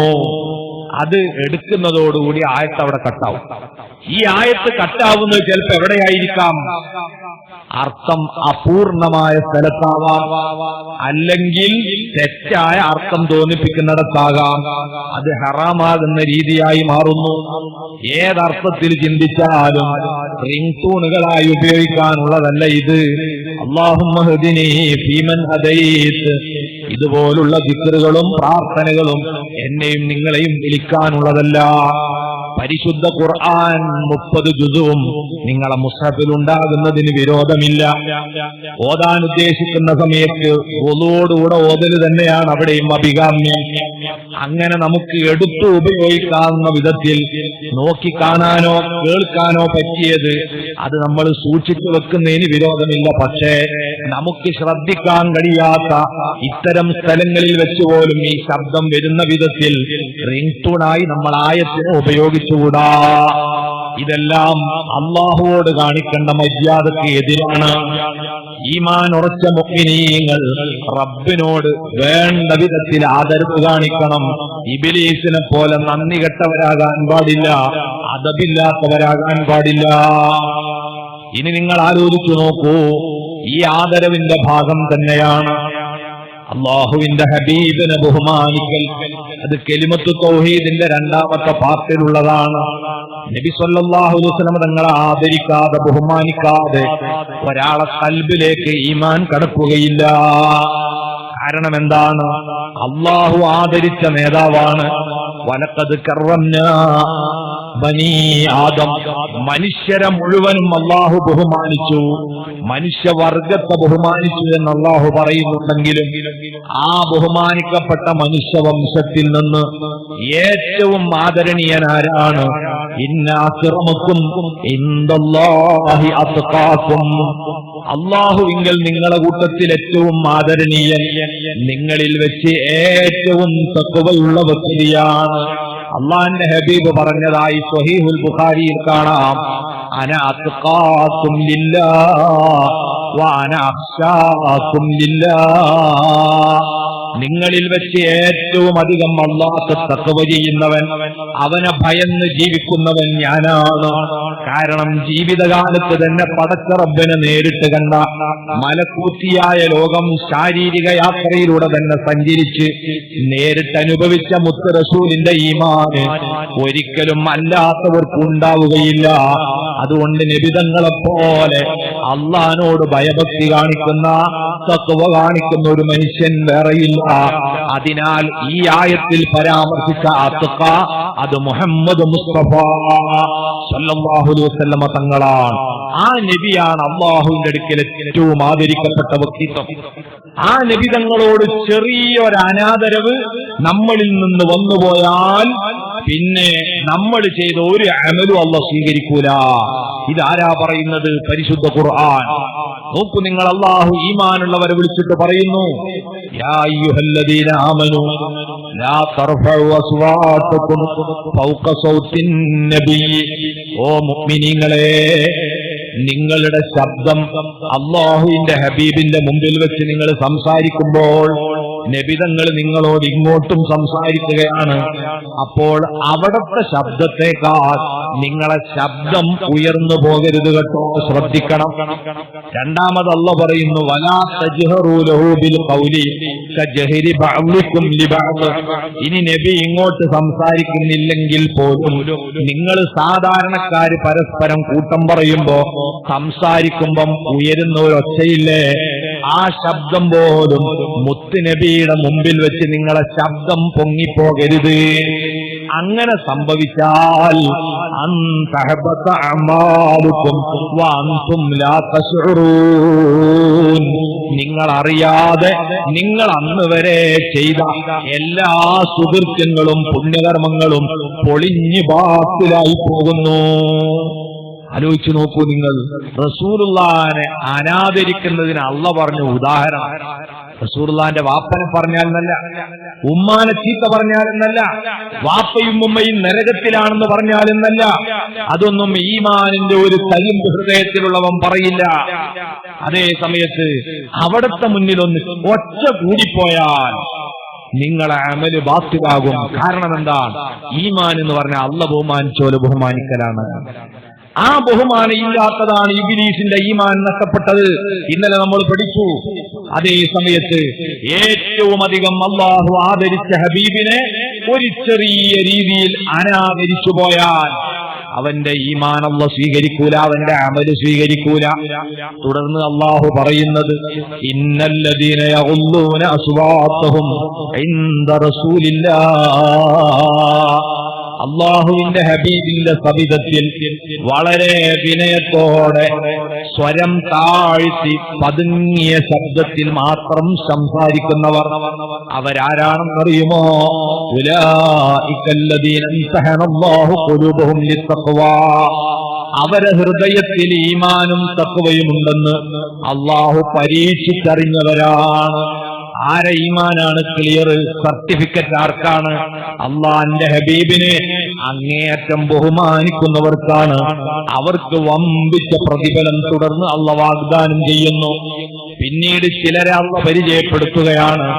ഇന്നല്ലദീന യുനാദൂനക മിൻ വറാഇൽ ഹുജുറാത്ത്. നബിയെ, അവിടത്തെ റൂമിന്റെ പുറത്ത് വന്നു നിന്ന് അങ്ങയെ വിളിക്കുന്ന ആളുകളില്ലേ? എന്ത് വിളിക്ക? ചീത്ത വിളിക്കല്ല. ഹബീബേ, അള്ളാന്റെ റസൂലെ, ഒന്ന് കാണണം, ഒന്ന് പറഞ്ഞോട്ടെ എന്ന് ചോദിച്ച് മാന്യമായി പൊരന്റെ പിന്നിൽ വന്ന് അല്ലെങ്കിൽ റൂമിന്റെ പുറത്ത് വന്ന് വിളിക്കുന്നവർ. ഇതൊരു തെറ്റല്ല. സാധാരണ നമ്മളൊക്കെ ചെയ്യുന്നതാണ്, ചെയ്യേണ്ടതും അങ്ങനെയാണ്. ഒരാളെ നമുക്ക് കാണണമെങ്കിൽ അയാളെ വീട്ടിൽ ചെന്നാൽ നമ്മൾ സമ്മതം ചോദിക്കാൻ വേണ്ടി വിളിക്കണം. എന്നാൽ അള്ളാന്റെ റസൂലിനെ അങ്ങനെ വിളിക്കാൻ പാടില്ല. അള്ളാഹു പറയുന്നു, വീട്ടിന്റെ പുറത്ത് ചെന്ന് നിങ്ങളെ വിളിക്കുന്നവരുണ്ടല്ലോ, അക്സറുഹും ലാ യഅഖിലൂൻ. ചില ആളുകൾ നിർബന്ധിത സാഹചര്യത്തിൽ വന്ന് വിളിക്കുന്നവരുണ്ടാകും. അവരെ ഒഴിവാക്കിയിട്ട് അല്ലാഹു പറയുകയാണ്, ഭൂരിഭാഗം ആളുകളും ഇങ്ങനെ വിളിക്കുന്നവർ തലയില്ലാത്തവരാണ്, ബുദ്ധിയില്ലാത്തവരാണ്. അള്ളാന്റെ ഹബീബിന്റെ ഖദറും സ്ഥാനവും മനസ്സിലാക്കാനുള്ള തലച്ചോറുള്ളവൻ റസൂലുള്ളാഹിന്റെ വീട്ടിന്റെ പുറത്ത് വന്നു നിന്ന് നബിയെ ഒന്ന് വരൂ എന്ന് പറഞ്ഞു വിളിക്കുക. അതേ സമയത്ത് അല്ലാഹു പറഞ്ഞു, വലൗ അന്നഹും സബറു ഹത്താ തഖറുജ ഇലൈഹിം ലകാന ഖൈറൻ ലഹും. അവിടുത്തെ സൗകര്യത്തിന് അവിടുന്ന് പുറത്തിറങ്ങുമ്പോൾ കാണാം എന്ന് കരുതി എത്ര സമയം വേണമെങ്കിലും പുറത്ത് കാത്തു നിൽക്കുകയാണ് അവർ ചെയ്തിരുന്നതെങ്കിൽ അതായിരുന്നു അവർക്ക് അള്ളാന്റെ അടുത്ത് ഏറ്റവും ഖൈറ്. ഒരിക്കലും അള്ളാന്റെ റസൂലിനെ ഒരു സാധാരണ മനുഷ്യനായി കണ്ട് പ്രവാചകന്റെ വീട്ടിന്റെ സാരത്ത് എന്ന് നബിയെ എന്ന് വിളിക്കുന്നത് പോലും അപമര്യാദയായി പഠിപ്പിച്ച അള്ളാഹുവിലാണ് നമ്മൾ വിശ്വസിക്കുന്നത്. ഓർക്കുക, ഈ വിധത്തിൽ അള്ളാഹ് ബഹുമാനിച്ചവരെ ബഹുമാനിക്കണം, അവന്റെ ഹബീബിനെ ആദരിക്കണം. ഈ ലക്ഷണമാണ് ഈമാനുണ്ടോ ഇല്ലേ എന്ന് അളന്നു നോക്കാനുള്ള മാനദണ്ഡം. ബഹുമാനിക്കേണ്ടവരോടൊക്കെ ബഹുമാനം തോന്നണം. ഞാൻ ഓർത്തുപോകുകയാണ്, സമസ്ത കേരള ജംഇയ്യത്തുൽ ഉലമയുടെ ഉപാധ്യക്ഷൻ, ഇന്ന് നമ്മൾ പണ്ഡിത സഭയിൽ ഏറ്റവും പ്രായമുള്ള, അവിഭക്ത സമസ്തയിലെയും ഏറ്റവും പ്രായമുള്ള മഹാനായ പണ്ഡിതനാണ് ശ്രീ അലിക്കുഞ്ഞി മുസ്ലിയാർ. അള്ളാഹുവിടത്തേക്ക് ആഫിയത്തുള്ള ദീർഘായുസ് നൽകട്ടെ. അവരോട് ഒന്നിച്ചു ഒരിക്കൽ ഹജ്ജ് കർമ്മത്തിന് വേണ്ടി പോയപ്പോൾ ഞങ്ങളൊക്കെ മദീനയിൽ റൗള ഷരീഫിൽ പോയിരുന്ന കഥ റൂമിൽ വന്നിങ്ങനെ സന്തോഷത്തോടെ പങ്കുവെക്കാൻ ഒരാൾ പറഞ്ഞു, ഞാൻ തഹജ്ജുദിന് കയറി അവിടെ ഇരുന്നിട്ട് ളുഹറിനാ പിന്നെ അവിടെ നിന്നിട്ട് ഇറങ്ങിയത്, വലിയ റാഹത്തായി. വേറെ ആള് പറഞ്ഞു, സുബൈന്റെ ജമാഅത്ത് എനിക്ക് അവിടുന്ന് കിട്ടിയിട്ടുണ്ട്, അൽഹംദുലില്ലാ. ഇതൊക്കെ ഇങ്ങനെ പറയുമ്പോൾ കണ്ണിൽ നിന്ന് വെള്ളം ഒലിപ്പിച്ചുകൊണ്ട് ഉസ്താദ് പറഞ്ഞു, ഞാൻ ആ വന്നതിന്റെ പിറ്റേന്നോ അന്നോ ഒന്ന് അവിടെ കേറി അങ്ങോട്ട് ഇറങ്ങിയതാണ്, പിന്നെ ഞാൻ അങ്ങോട്ട് പോയിട്ടില്ല. എന്തേ പോകാത്തത്? ആശയില്ലാഞ്ഞിട്ടല്ല. ഈ ആയത്തോതിക്കൊണ്ട് ഉസ്താദ് പറഞ്ഞു,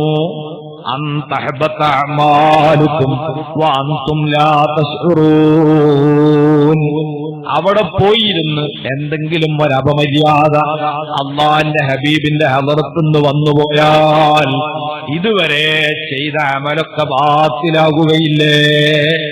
ഈ പേടിയും മര്യാദയുമാണ് അങ്ങോട്ട് പോകാനുള്ള തടസ്സം എന്ന് മഹാനവറുകൾ പറഞ്ഞെങ്കിൽ, സഹോദരന്മാരെ, സഹോദരിമാരെ, ഈമാനിന്റെ ലക്ഷണമാണത്. അല്ലാഹ് ബഹുമാനിച്ചവരോട് എന്തെങ്കിലും ഒരു നിന്ദ്യത നമ്മൾ കാണിച്ചു പോയാൽ പിന്നെ നമ്മളെ ഈമാനിനവിടെ നിലനിൽപ്പില്ല. ഇത് നമ്മൾ നന്നായി മനസ്സിലാക്കണം. ഇതുകൊണ്ട് തന്നെ മഹാന്മാരായ സ്വഹാബത്ത് അള്ളാന്റെ റസൂലിനെ ആദരിച്ചത് എങ്ങനെയാണ്? സ്വഹീഹുൽ ബുഖാരിയിൽ കാണാം, ലാ യഹ്ദൂനൻ നദറ ഇലൈഹി തഅദീമൻ ലഹു. നബി തങ്ങളോടുള്ള ബഹുമാനം കാരണം ഒരാളും അവിടത്തെ മുഖത്തേക്ക് തുറിച്ചു നോക്കാറില്ല. അള്ളാന്റെ ഹബീബ് ഇങ്ങോട്ട് നോക്കുമ്പോൾ താഴോട്ട് നോക്കും, ഇങ്ങോട്ട് നോക്കാതിരിക്കുമ്പം ആ ശറഫാക്കപ്പെട്ട മുഖം നോക്കി സന്തോഷിക്കുക. ഇതായിരുന്നു അദബുള്ളോൽ അടയാളം. അദബില്ലാത്തവരാണ് വലിയ വലിയ ആൾക്കാരെ കണ്ണിൽക്ക് നോക്കും. വലിയ ആളുകളെ മോത്തുക്ക് നോക്കാൻ അദബുള്ളോൽ കഴിയിൽ അവർ താഴോട്ട് നോക്കും. അതാ നിസ്കാരത്തിന്റെ അദബ് പറഞ്ഞപ്പോൾ അള്ളാഹുമായുള്ള മുഖാമുഖമാണല്ലോ നിസ്കാരം.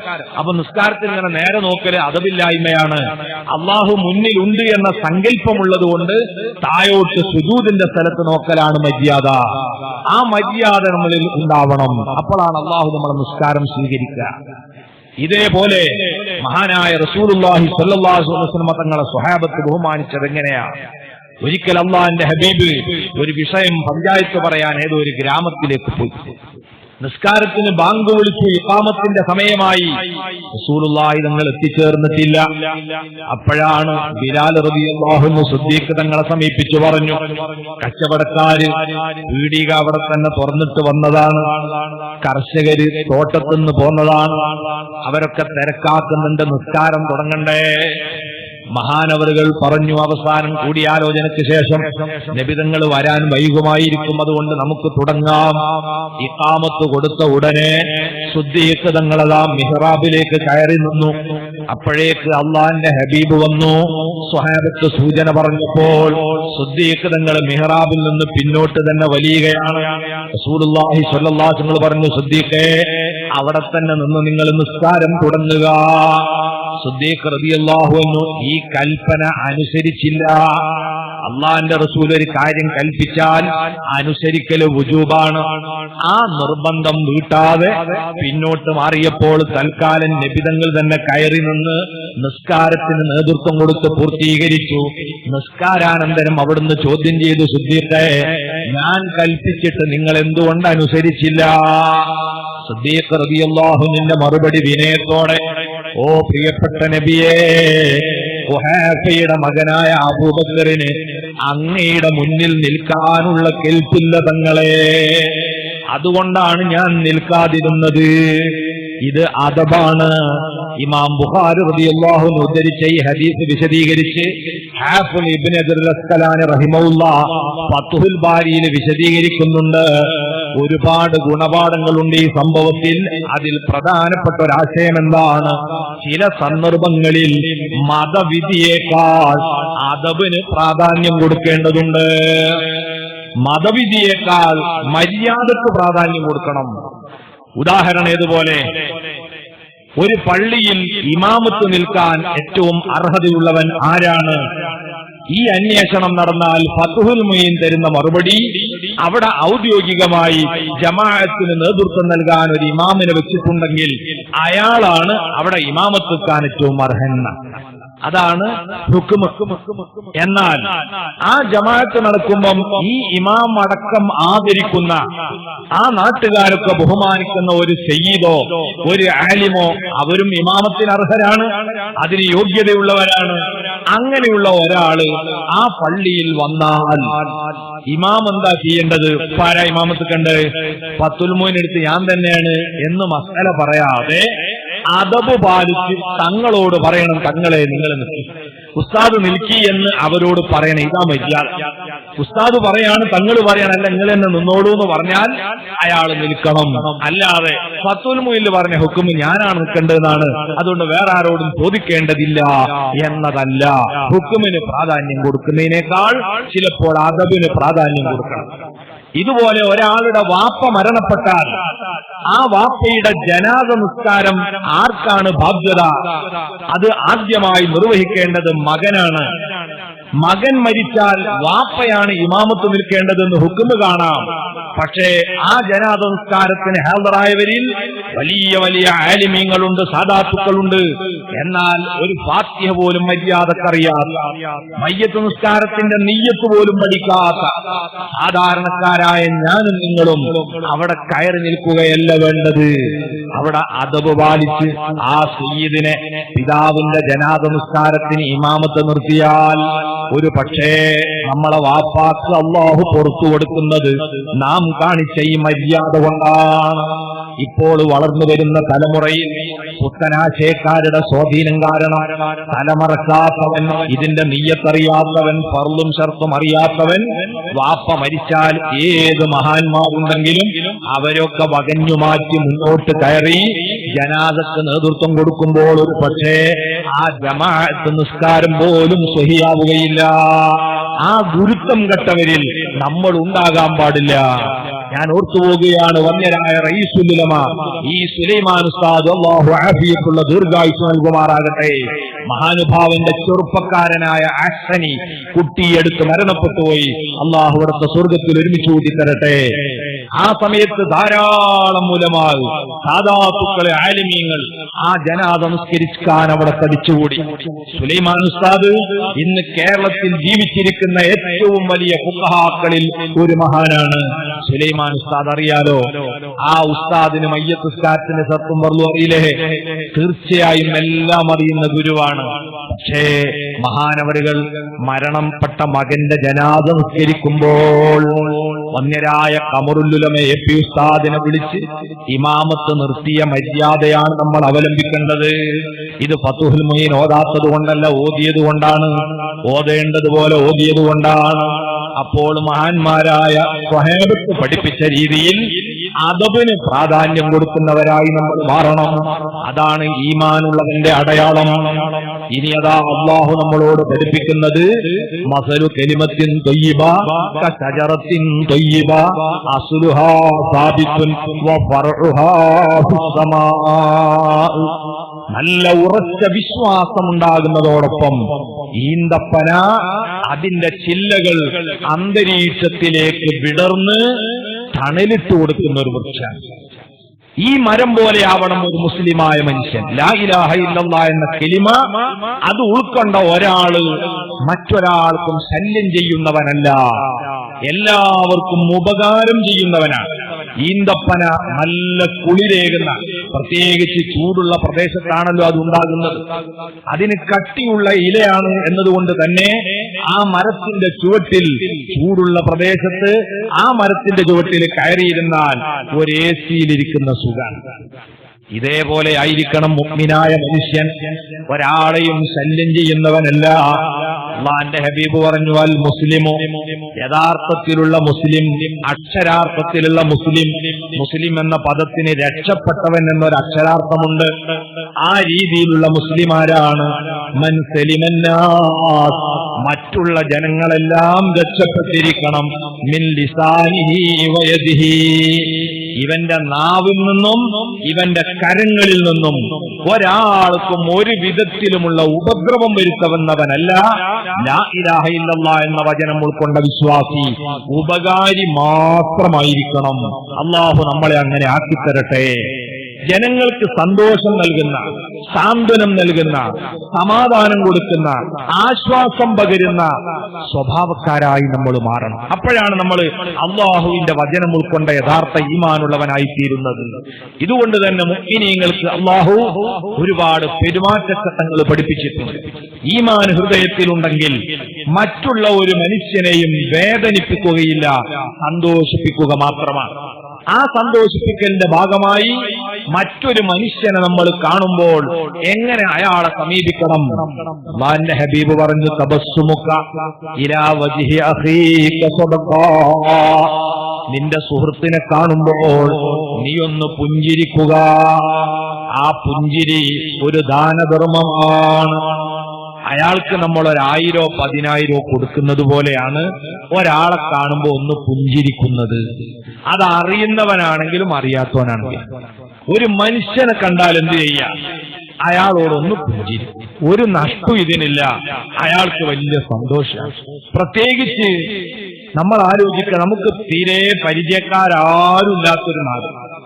ആ നാട്ടിൽ നമ്മളിങ്ങനെ ചെന്ന് നിന്നാൽ ചിലപ്പോ ആ നാട്ടുകാർ നമ്മളെ നോക്കുന്നതിന് എങ്ങനെയായിരിക്കാം?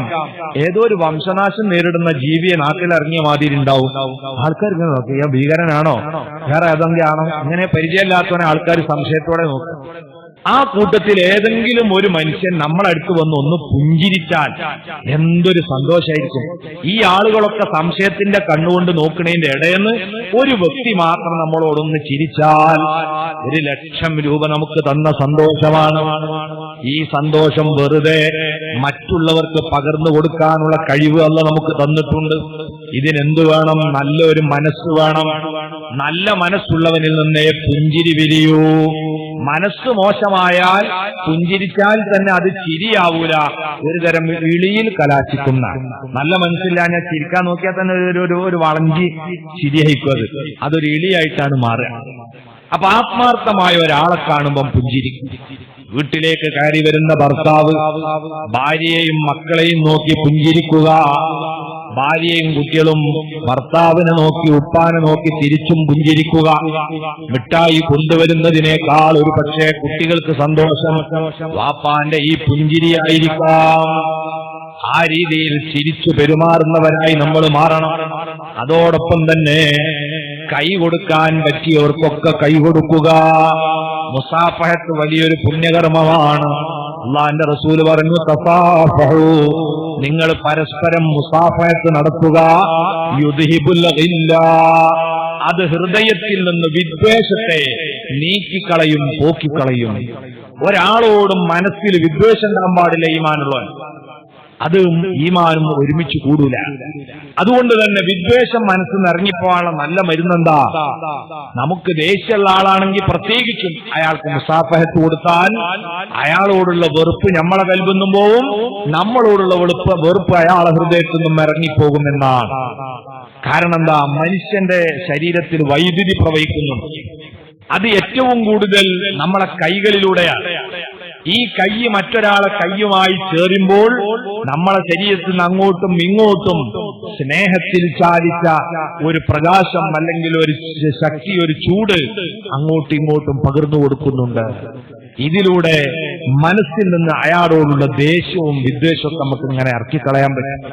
അതുകൊണ്ട് ഭാര്യമാരെ കൈപിടിക്കണം, മക്കളുടെ കൈപിടിക്കണം, സുഹൃത്തുക്കളുടെ കൈപിടിക്കണം, എല്ലാവരെയും കൈപിടിക്കണം. സഹോദരിമാർ പരസ്പരം മുസാഫഹത്ത് ചെയ്യണം. അന്യ സ്ത്രീ പുരുഷന്മാർ പിടിക്കുന്നത് അപകടകരമായ വിഷയങ്ങൾക്ക് കാരണമാകുന്നതുകൊണ്ട് ശറഅ് ഹറാമാക്കിയതാണ്, നിഷിദ്ധമാക്കിയതാണ്.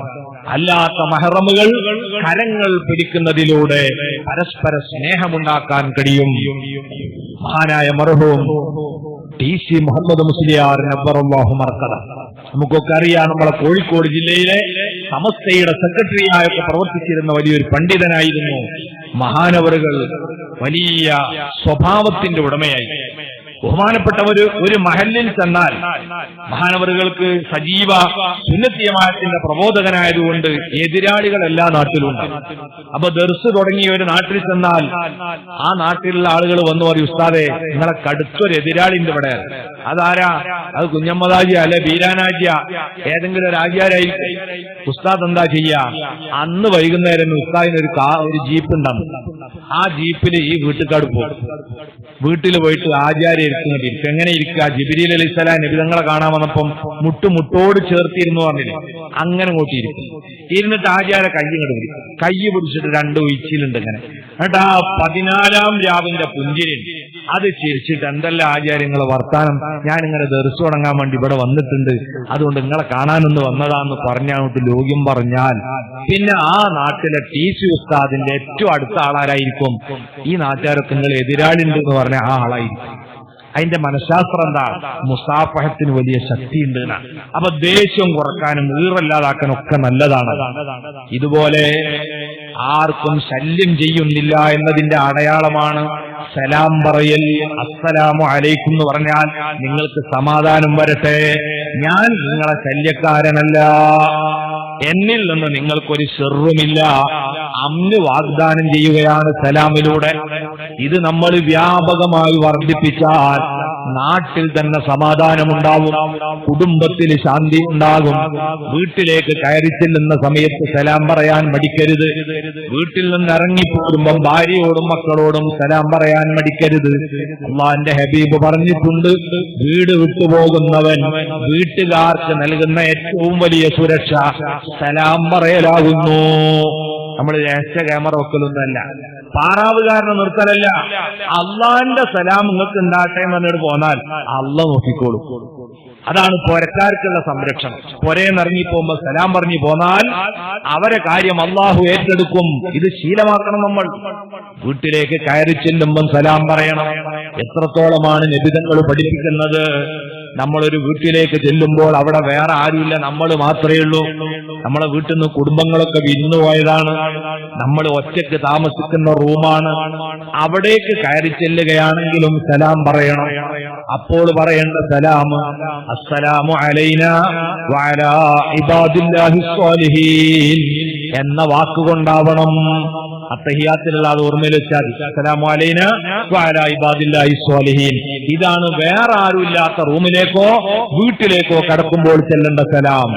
ഇങ്ങനെ സമാധാനം നേർന്നുകൊണ്ടുള്ള സലാം പറയൽ നമ്മൾ വ്യാപിപ്പിക്കുക. അത് ഈമാൻ പൂർത്തിയാവാനുള്ള അടയാളമാണ്. അല്ലാഹുവിന്റെ റസൂൽ പറഞ്ഞു ലാ തദ്ഖുലുൽ ജന്നത ഹത്താ തുഅ്മിനൂ. ഈമാൻ പൂർണ്ണമാകാതെ നിങ്ങൾക്ക് സ്വർഗപ്രവേശം കിട്ടൂല. വലാ തുഅ്മിനൂ, നിങ്ങളെ ഈമാൻ പരിപൂർണമാകൂല. ഹത്താ തഹബ്ബു, നിങ്ങൾ പരസ്പരം സ്നേഹിക്കാതെ. അവലാ അദുല്ലുക്കും അലാ ശൈഇൻ ഇദാ ഫഅൽതുമൂഹു തഹബ്ബതും. ഞാൻ നിങ്ങൾക്കൊരു സംഗതി പഠിപ്പിക്കാം, അത് നിങ്ങൾ പ്രയോഗവൽക്കരിക്കുകയാണെങ്കിൽ നിങ്ങൾ പരസ്പരം സ്നേഹിക്കുന്നവരായി തീരും. അത് മറ്റൊന്നുമല്ല, അഫ്സുസ് സലാമ ബൈനക്കും, നിങ്ങൾക്കിടയിൽ സലാം പറയൽ നിങ്ങൾ വ്യാപിപ്പിക്കുക. ഇത് നമ്മൾ തുടങ്ങാൻ തീരുമാനിച്ചാൽ തന്നെ നമ്മുടെ കുടുംബത്തിൽ ഒരു ഭിന്നിപ്പും പിന്നുണ്ടാവില്ല. നമ്മളെ നാട്ടിൽ ഐക്യവും സമാധാനവും ഉണ്ടാവും. മുഅ്മിനീങ്ങൾ പരസ്പരം സലാം പറയുക. സഹോദരന്മാരെ, നമ്മളൊന്ന് തുടങ്ങി നോക്കണേ. അപ്പൊ ചില ആൾക്കാർ ഇങ്ങനെ ആലോചിക്കും, ഞങ്ങളിപ്പോ 35 കൊല്ലമായി ഒന്നിച്ച് ജീവിക്കണം, ഇതുവരെ സലാം പറഞ്ഞിട്ടില്ല. ഇനിയിപ്പോ പൊരയിൽ ചെല്ലുമ്പോ അസ്സലാമലൈക്കും എന്ന് പറഞ്ഞാൽ ഓളിപ്പോ എന്താ വിചാരിക്കുക? എന്തോ കൂടിയോ, ജിന്നോ ശൈത്താനോ? ഇങ്ങനൊക്കെ സംശയിക്കൂലേ എന്നൊരു പേടിയുണ്ട്. അതൊക്കെ ആട്ടുക കൊളോട് പറയാൻ വയലിട്ട് വരികയാണ്. അതിൽ പ്രധാനമായി പറഞ്ഞ ഒരു വിഷയത്തിൽ പെട്ടതാണ് ഇത്. ഇനി നമ്മൾ അങ്ങോട്ടും ഇങ്ങോട്ടും സലാം പറയാന്നാണ് തീരുമാനിച്ചാല് അതോടുകൂടെ കഴിഞ്ഞു. പിന്നെ ഈ സംശയത്തിനും ശൈത്താനും ജിന്നൊന്നുമില്ല, ഓളും ആരെടുത്ത് പോയി വെക്കൊന്നും വേണ്ട. നമ്മളിതൊരു ശീലാക്കി മാറ്റിയാൽ ഭാര്യയായിട്ട് നല്ല ബന്ധം ഉണ്ടാവും, മക്കളുമായിട്ട് സ്നേഹബന്ധമുണ്ടാവും. സലാം പറയിൽ നമ്മുടെ സമുദായത്തിൽ നമ്മൾ നിലനിർത്തണം. ഇതുപോലെ തന്നെ മറ്റുള്ളവർക്ക് സ്നേഹമാണ് കൊടുക്കേണ്ടത്, നിർഭയത്വമാണ്. അവരെ ഒരിക്കലും നമ്മൾ വേദനിപ്പിക്കരുത്. അതിന്റെ ഭാഗമാണ് മറ്റുള്ളവരെ അവര് ഏറ്റവും ഇഷ്ടപ്പെടുന്ന പേര് പറഞ്ഞു വിളിക്കുക. ചില ആളുകൾക്ക് സർട്ടിഫിക്കറ്റിൽ വേറൊരു പേരുണ്ടാവാം, എന്നാൽ ഉമ്മയും ബാപ്പിയൊക്കെ സ്നേഹത്തോടെ വിളിച്ച പേരുണ്ടാവും. ഞങ്ങളെ മലപ്പുറം ജില്ലയിൽ വന്ന കുറെ എല്ലാവർക്കും ഇരട്ട പേരുണ്ടാവാം. ഓലെ ഒറിജിനൽ പേര് നാട്ടുകാരോട് ചോദിച്ചാൽ പറയാൻ കിട്ടൂലായിരുന്നു. അപ്പൊ ആ പേരാണ് അവർക്ക് ഏറ്റവും ഇഷ്ടമുണ്ടാകുകയെങ്കിൽ ആ പേര് വിളിക്കണം. അങ്ങനെ നമ്മൾ ഒരാളെ വിളിക്കേണ്ടത് അല്ല, ഞാൻ ഓന്റെ ഒറിജിനൽ പേരെ വിളിക്കുള്ളൂ എന്നല്ല, അയാൾക്ക് ഇഷ്ടമുള്ള പേര് വിളിക്കുക. അത് അയാളോടുള്ള ബാധ്യതപ്പെട്ടതാണ്. അതേ സമയത്ത് അയാൾക്ക് ഇല്ലാത്ത ഒരു പേര് നാട്ടിലെ ഏതെങ്കിലും വിദ്വാൻമാര് ഇട്ടിട്ടുണ്ടെങ്കിൽ നമ്മൾ ആ പേര് വിളിക്കാൻ പാടില്ല. ഇവിടൊക്കെ പറയുന്നല്ലേ പേര് എന്ന് പറഞ്ഞൊരു പേരുണ്ടല്ലോ അല്ലെ, ആരെങ്കിലും വകയിലിട്ട് കൊടുക്കണേ, അത് ഇടാൻ പാടില്ല, വിളിക്കാൻ പാടില്ല. അല്ലാഹുവിന്റെ ഖുർആൻ പറയുന്നു, മുഅ്മിനീങ്ങളെ വലാ തൽമിസൂ അൻഫുസകും, നിങ്ങൾ അങ്ങോട്ടും ഇങ്ങോട്ടും മുനവെച്ച് സംസാരിക്കരുത്, കുത്തിപ്പറയരുത്, വെച്ച് പറയരുത് എന്നൊക്കെ പറയില്ല, ആക്കരുത് എന്നൊക്കെ പറയില്ല നമ്മൾ. അതാണ് അള്ളാഹു പറഞ്ഞത്. മറ്റവൻ ഇട്ടിട്ട് പറയുന്നതിന്റെ കൂട്ടത്തിൽ ഒന്ന് ഓനിട്ട് താങ്ങുക. ആ രീതിയിൽ നിങ്ങൾ ഒരാളോടും സംസാരിക്കരുത്. വലാ തനാബസൂ ബിൽ അൽഖാബ്, ഒരാൾക്കും നിങ്ങളെ വകയിൽ ഒരു പേരിട്ട് വിളിക്കരുത്. അയാൾക്ക് ഉമ്മയും ബാപ്പിയിട്ട പേര്, കുടുംബം വിളിക്കുന്ന പേരുണ്ട്, അതല്ലാതെ വേറെ ഒരു പേരിട്ട് അയാളെ വിളിക്കുന്നു. അത് ചിലപ്പോ നാട്ടിലേതെങ്കിലും ഞങ്ങാമാരിട്ട പേരായിരിക്കും. ആ പേരിടാൻ എന്തെങ്കിലും കാരണങ്ങളൊക്കെ ഉണ്ടാവും. അധികം ഓരോരുത്തർ ചെയ്യണ പണി അനുസരിച്ചാണ് ഓരോരുത്തർക്ക് പേര് കിട്ടുക. നബി സല്ലല്ലാഹു അലൈഹി വസല്ലമക്ക് നാട്ടുകാരിട്ട പേരായിരുന്നു അൽ അമീൻ. കാരണം റസൂലുള്ളാഹി ആരാ? എല്ലാവർക്കും വിശ്വസ്തനാണ്. അവരെന്ത് സാധനം സൂക്ഷിക്കാൻ ഏൽപ്പിക്കുന്ന ബാങ്ക് അന്ന് അള്ളാന്റെ റസൂലിന്റെ വീടാണ്. അതുകൊണ്ട് നാട്ടുകാർ മൊത്തം അൽ അമീൻ എന്ന് വിളിക്കും. ചില നാട്ടിലെ ആൾക്കാർക്ക് പേര് വേറെ ഉണ്ടാവും, ത്വരപ്പം മുഹമ്മദ്. എന്താ മൂപ്പരെ പണി ത്വരപ്പന്നെയാണ്? അതുകൊണ്ടായിരിക്കും. പക്ഷേ അങ്ങനെ ആരെങ്കിലും ഒറ്റയെന്ന് കരുതി നമ്മൾ അങ്ങനെ വിളിക്കാൻ പാടില്ല. അങ്ങനെ വിളിക്കുന്നത് വലിയ തെറ്റാണ്. ഇനി ആ പേര് പറഞ്ഞാലല്ലാതെ അയാൾ അറിയില്ല എങ്കിൽ നമ്മൾ ഒഴിഞ്ഞു പറയണം. നാട്ടുകാര് കട്ടൻ മുഹമ്മദ് എന്ന് പറയുന്ന ആളുണ്ടല്ലോ, അയാളെ വീടടെ, അല്ലാതെ ഞാനങ്ങനെ പറയരുത്, നാട്ടുകാരങ്ങനെ പറയുന്ന ആള് എന്നേ നമ്മൾ പറയാവൂ. കാരണം അല്ലാഹു പറയുന്നു, ബിഇസൽ ഇസ്മുൽ ഫുസൂഖ് ബഅദൽ ഈമാൻ. ഒരാൾക്ക് ഈമാൻ കൈവന്നതിന് ശേഷം മറ്റൊരാളെ മോശം പേരിട്ട് വിളിക്കുക എന്നത് വളരെ മോശം പരിപാടിയാണ്. വമല്ലം യതുബ് ഫഉലൈക ഹുമുൽ ളാലിമൂൻ.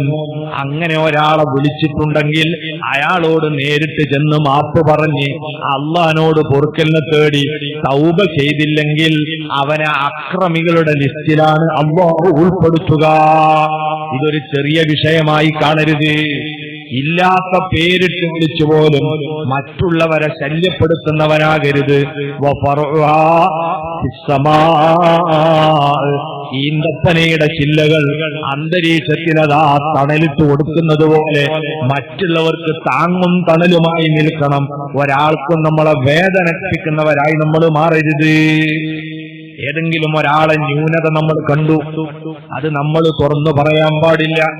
ഉള്ളതാണ്, നേരിട്ട് കണ്ടതാണ്. പക്ഷേ ഈമാനുള്ളവന്റെ ബാധ്യത അത് നമ്മൾ മൂടിവെക്കണം. കാരണം നമ്മളാരും മഅ്സൂമുകളല്ല. ജീവിതത്തിൽ അതുപോലത്തെ അബദ്ധങ്ങൾ നമ്മളിൽ നിന്നും സംഭവിച്ചേക്കാം. ഇത് ചിന്തിച്ചുകൊണ്ട് ഒരു മുഅ്മിനായ മനുഷ്യരിൽ നിന്ന് എന്ത് തെറ്റ് സംഭവിച്ചാലും നാം ആയിട്ട് അതിനെ വെളിപ്പെടുത്താൻ പോകരുത്. അതിനെ മറച്ചു വെക്കുകയാണ് വേണ്ടത്. മറച്ചു വെക്കാൻ നമുക്ക് സാധിച്ചാൽ അതുകൊണ്ട് നമുക്ക് കിട്ടുന്ന നേട്ടത്തെ സംബന്ധിച്ച് നബി തങ്ങൾ പറയുന്നു, മൻ സതറ ഔറത അഖീ. ആരെങ്കിലും ഒരു സുഹൃത്തിന്റെ ന്യൂനത കണ്ടിട്ട് അത് പുറത്തു പറയാതെ അടക്കി വെച്ചാൽ സതറഹുല്ലാഹു തആല ഫിദ്ദുനിയ വൽ ആഖിറ. ദുനിയാവിലും നാളെ പരലോകത്തും അവന്റെ ഐബുകളും ന്യൂനതകളും അല്ലാഹു മൂടിവെക്കും. അതേ സമയത്ത് ഒരാളുടെ നമ്മൾ വഷളാക്കി തുറന്നു പറഞ്ഞെങ്കിലോ അല്ലാഹു തആല നമ്മളെയും ഇവിടെ വഷളാക്കും. നിങ്ങൾ കേൾക്കുന്നില്ല ഓരോരോ വാർത്തകൾ. പ്രകൃതി വിരുദ്ധ പീഡനം, അതേപോലെ തന്നെ ബലാത്സംഗം, എന്തൊക്കെയാണ്. എന്നാൽ ആ പുറത്ത് വാർത്ത വന്നവനേക്കാൾ 10,000 മടങ്ങ് ഈ തെറ്റ് ചെയ്ത ആളുകളൊക്കെ വേറുണ്ട് സമൂഹത്തില്. പക്ഷെ അവരൊന്നും റിപ്പോർട്ട് പുറത്തു വരുന്നില്ല. നിങ്ങൾ പഠിച്ചാൽ അറിയാം. ഈ റിപ്പോർട്ട് വരുന്നവന്റെ ഹിസ്റ്ററി നിങ്ങൾ എടുത്തു നോക്കേണ്ടി. ഇയാൾക്ക് എന്തായിരിക്കും പ്രധാന ജോലി? വേറെ ആരുടെയെങ്കിലും ഇതുപോലത്തെ എന്തെങ്കിലും അയബുണ്ടെങ്കിൽ അത് പുറത്തറിയിക്കുന്ന പരിപാടിയായിട്ട് നടന്നിട്ടുണ്ടാവാം. അങ്ങനത്തെ ആൾക്ക് ഒരിക്കലേ സംഭവിക്കേണ്ടതുള്ളൂ. അത് അല്ലാഹു തആല വഷളാക്കുകയും ചെയ്യും. അല്ലാഹു നമ്മളെ കാത്തുരക്ഷിക്കട്ടെ. അതുകൊണ്ട് നമ്മൾ അല്ലാഹുവിന്റെ കോടതിയിൽ വഷളാകരുത്. ആ ഓർമ്മയുള്ള ആളുകൾ വേറൊരാളെ വഷളത്തരം വിളംബരപ്പെടുത്താൻ മുൻകൈയെടുക്കരുത്. കണ്ടില്ലെന്ന് നടിക്കുക. അവനും അന്തിയായിട്ടാവട്ടെ. ഞാനത് എന്തിനു പറയണം? ഇനി നിങ്ങൾക്ക് പറയണമെന്നുണ്ടോ? ഉണ്ടെങ്കിൽ ആ സുഹൃത്തിനെ നേരിട്ട് വിളിച്ച് പറയാ, മോനെ ഇത് നീ ചെയ്തത് വലിയ തെറ്റാണ്, ഇത് പിടിക്കപ്പെട്ടാൽ എന്താണ് ഇതിന്റെ പിന്നിൽ? അവനെ മാത്രം ഒറ്റക്ക് വിളിച്ച് പറഞ്ഞു ഉപദേശിക്കുക. ഇതല്ലാതെ മറ്റുള്ളവരോട് ചെന്ന് പറയാൻ പാടില്ല. അള്ളാന്റെ റസൂല് ഗൗരവത്തോടെ പറയുന്നു, മൻ അയ്യറ മുഅ്മിനൻ ബിദംബിൻ താബ മിൻ. മുഅ്മിനായ ഒരു മനുഷ്യൻ ഒരു തെറ്റ് ചെയ്തു, ഒരു പക്ഷേ അവൻ തൗബ ചെയ്ത് മടങ്ങിയിട്ടുണ്ടാവാം, അല്ലാഹു അവന് പുറത്തു കൊടുത്തിട്ടുണ്ടാവാം. ആ തെറ്റിനെ ആരെങ്കിലും പരസ്യമാക്കിയാൽ കാന ഹഖ്ഖൻ അലല്ലാഹ്, അല്ലാഹു ഏറ്റെടുത്തിരിക്കുകയാണ് അയ്യബ്തലിയഹു, ഇത് പരസ്യമാക്കിയവനെയും അല്ലാഹു പരീക്ഷിക്കും. വയുഫല്ലിഹു ഫീഹി ഫിദ്ദുനിയ വൽ ആഖിറ, അതേ തെറ്റിന്റെ പേരിൽ ദുനിയാവിലും നാളെ പരലോകത്തും അല്ലാഹു അവനെ വഷളാക്കുകയും ചെയ്യും. അപ്പൊ നമ്മൾ വേറെ ഒരാളുടെ ഐബുകൾ തേടിപ്പോകുന്ന ആളാകരുത്. മറ്റുള്ളവർക്ക് താങ്ങും തണലുമായി പ്രവർത്തിക്കുന്നവരാകണം. ഇതുപോലെ ഒരാളിൽ എന്തെങ്കിലും ഒരു അബദ്ധം ഉണ്ടായാൽ അയാളെ മുഖത്ത് നോക്കി അതങ്ങോട്ട് പറയാം. ചില ആൾക്കാർ പറയും, ഞാൻ പിന്നെ കണ്ട കാര്യം മുഖത്ത് നോക്കി വരണ കൂട്ടത്തിലാണ്. നിങ്ങൾ കേൾക്കണ്ട അങ്ങനെ പറയണ ഉണ്ടാവൂലേ? എന്നാൽ അള്ളാന്റെ റസൂൽ അങ്ങനെ ആയിരുന്നില്ല. ഇത് മനസ്സിലായിക്കോട്ടെ. ഒരാളിൽ എന്തെങ്കിലും ഒരു തെറ്റുണ്ട് അയാളെ മുഖത്ത് നോക്കി പറയല്ല. അങ്ങനെ പറഞ്ഞാൽ അയാൾ നന്നാവൂല. നമ്മളെ ഉദ്ദേശം എന്താണ്? അയാൾ ആ തെറ്റിനെ ആവർത്തിക്കാതിരിക്കലാ. എന്നാൽ ആരോഗ്യകരമായ രീതിയിൽ പറയണം. നബി സല്ലല്ലാഹു അലൈഹി വസല്ലം കാലത്ത് എന്തൊക്കെ തെറ്റുകൾ നബിന്റെ ശ്രദ്ധയപ്പെടാറുണ്ട്, പലരും പെടുത്താറുണ്ട്. എന്ത് സമീപനായിരുന്നു നബി സല്ലല്ലാഹു അലൈഹി വസല്ലം അവരോട് സ്വീകരിച്ചത്? അതാ നമ്മളും സ്വീകരിക്കേണ്ടത്. ചിലപ്പോ പള്ളിയിൽ വരുമ്പോ ചില ആളുകൾ പുതുമുസ്ലിമങ്ങൾ അങ്ങനെ കൂടി വരുന്ന കാലാണ്. അവര് ജമാഅത്തിന് പള്ളിയിൽ വന്നാൽ അവർക്ക് ഇതിന്റെ അതും മര്യാദ ഒന്നും അറിയില്ല. നമ്മൾ വലിയൊരുനാൾക്ക് കുട്ടികളെ പള്ളിയിൽ കൊണ്ടുപോയാൽ മതി. ബാപ്പന്റെ അടുത്തും വലുത്തും ഉണ്ടാവും, വായന്റെ അടുത്ത് കണ്ണുവളച്ചമായിട്ട് ഇങ്ങനെ കുട്ടികൾ. ബാപ്പ എന്താ പറയണോ നമ്മൾ ഇങ്ങനെ മേപ്പോട്ട് പോകും മക്കൾ. ഇതേമാതിരി ആദ്യമായിട്ട് പള്ളിയിൽ വരുന്ന ഈ ആളുകൾ എന്ത് ചെയ്യും? സുജൂദില് മറ്റവനോട് ഇത് കഞ്ഞി കുടിച്ചണോ ചായ കുടിച്ചോ അങ്ങനെ നാട്ടർത്താനൊക്കെ പറയലുണ്ടായിരുന്ന ചില ആളുകൾ ഇങ്ങനെ കൈയെട്ടിയിട്ട് പള്ളിന്റെ മൂന്തായ എങ്ങനെ ഉണ്ട് ഇതൊക്കെ ഇങ്ങനെ കാണുകയാണ്. കാരണം ഓർക്ക് അറിയില്ല ഇതിന്റെ മര്യാദ എന്താണ്. നമ്മളൊക്കെ ആണെങ്കിൽ അത്തരക്കാരെങ്ങനെ നന്നാക്കല്? ഇതെത്താ കാക്കി ആകാശ പേരടിക്കൊന്നാർ തന്നാൽ നിസ്കാരത്തിലെ മേലോട്ട് നോക്കണം എന്നല്ലേ നമ്മൾ ചോദിക്കുക. അയാൾ പള്ളിന്നാട്ടിറങ്ങി ഈ ജാതി പുലിക്കോടന്മാരുള്ള സ്ഥല പള്ളിയില് മേലാൽ നമ്മൾ ഇങ്ങോട്ടില്ല എന്ന് പറഞ്ഞാൽ പോയാൽ പിന്നെ അയാൾ നമുക്ക് കിട്ടൂല. നബിസുല്ലാസുകൾ ഇങ്ങനെ മുഖത്ത് നോക്കി പരതൊക്കെ നബി കാണും. എന്നിട്ടെന്താ? നിസ്കാര ശേഷം അവിടുത്തെ സ്ഥിരം പ്രഭാഷണം ഉണ്ടാവും. ആ പ്രസംഗത്തിൽ വിഷയം കൊണ്ടുവരും. അപ്പോൾ ആരോടോ എന്ന നിലക്ക് പറയും, പക്ഷേ ഗൗരവത്തിലാ പറയാ. മാ ബാലു അഖ്വാമി യർഫഊന അബ്സാറഹും ബിസ്സലാത്തി ഇലസ്സമാ. എന്താണ് ചില ആളുകളുടെ അവസ്ഥ? നിസ്കരിക്കാൻ നിന്നാൽ അവര് മേലോട്ട് നോക്കുന്നു. അത് പാടില്ല കേട്ടോ. അവരെ കണ്ണു ഒറ്റിയെടുക്കപ്പെട്ടു പോകും, സൂക്ഷിച്ചോളണം. ഇത് ചെയ്യുന്നവർക്കറിയാം. എന്നാ ആരും മുഖത്ത് നോക്കി ഇന്ന ആളാണ് എന്ന് നബി പറയാറില്ല. ആളുകൾ തിരുത്തും.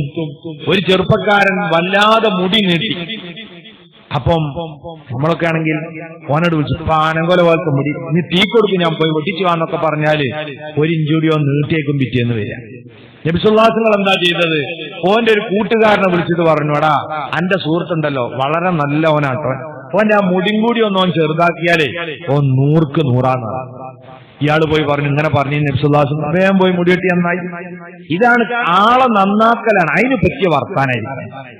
ഇത് നമുക്ക് പലപ്പോഴും അറിയില്ല. ചില ആളുകളാണ് മക്കളെ പോലും എങ്ങനെയാണ് നന്നാക്കേണ്ടതെന്ന് അറിയില്ല. അതിന് വേറൊരുത്തനും ഉഷാറാക്കി ഇവനെ മോശമാണ്. ഒരേല് ആരോ വിരുന്നിന് വന്നപ്പോ മാറി, അവൻ തിരക്കടൊന്നുമില്ല, ഓന് മാർക്കൊക്കെ ഉണ്ട്. ഓൻ LKG 100. LKG എല്ലാവർക്കും 100 തന്നെയാണ്. അത് നമുക്കറിയില്ല. ഓൻ LKG, മറ്റോ 4ാം ക്ലാസ്സിലാ, ഓന് 100ൽ 80 മാർക്കുകൾ. ഓനൊക്കെ വെറുതെ ഫീസ് കൊടുക്കുക. ഇങ്ങനെയൊക്കെ പറഞ്ഞാൽ എന്താ? ഈ കുട്ടിക്ക് മറ്റുള്ളവരുടെ മുമ്പിൽ ഉമ്മ വഷളാക്കാണ്. ഈ വഷളാക്കണ കുട്ടിക്ക് വിദ്വേഷം ഉണ്ടാവും. മോത്തൊക്കെ ഇങ്ങനെ പറയാൻ പാടില്ല. മാത്രമല്ല ഈ അനുജനോട് വെറുപ്പുണ്ടാവും. ഓൻ വലിയ ഉഷാർ, ഞാനൊരു മോശക്കാരൻ പറഞ്ഞാൽ ഇവര് തമ്മിലാ പിന്നെ വിദ്വേഷം ഉണ്ടാവുക. അതുകൊണ്ട് ഒരിക്കലും ഒരാളെയും മുഖത്തു നോക്കി ഇകഴ്ത്തി പറയാൻ പാടില്ല. അവിടൊക്കെയും നമ്മൾ നന്നായി ശ്രദ്ധിക്കണം. ഇതുപോലെ തന്നെ നമ്മൾ സ്വകാര്യം പറയുമ്പോൾ പോലും മറ്റൊരാൾ വേദനിച്ചു പോകരുത്. അല്ലാഹുവിന്റെ റസൂൽ പറഞ്ഞു, ഇദാ കാനൂ സലാസ ഫലാ യതനാജസ്നാനി ദൂന സാലിസി. 3 പേരുള്ള സ്ഥലത്ത് നിന്ന് 2 ആൾ ഇങ്ങോട്ട് മാറി സ്വകാര്യം പറയരുത്. എന്താ കാരണം? 3ാമന് തോന്നും ആ ഇന്നെ പറ്റി തന്നെയാണ്, അല്ല എന്താ ഞാൻ കേൾക്കുന്നതിന്, അങ്ങനെ ചിന്തിക്കലും അയാളെ പറ്റി ആയിരിക്കൂല. പക്ഷെ അങ്ങനെ ഒരു തെറ്റിദ്ധാരണക്ക് അവിടെ സാഹചര്യം ഉണ്ടാവും. അതുകൊണ്ട് 3 ആളുള്ളിടത്തുനിന്ന് 2 ആൾ സ്വകാര്യം പറയാൻ പാടില്ല. മാത്രമല്ല 3ാമന് തിരിയാത്ത ഭാഷയിലും സംസാരിക്കാൻ പാടില്ല.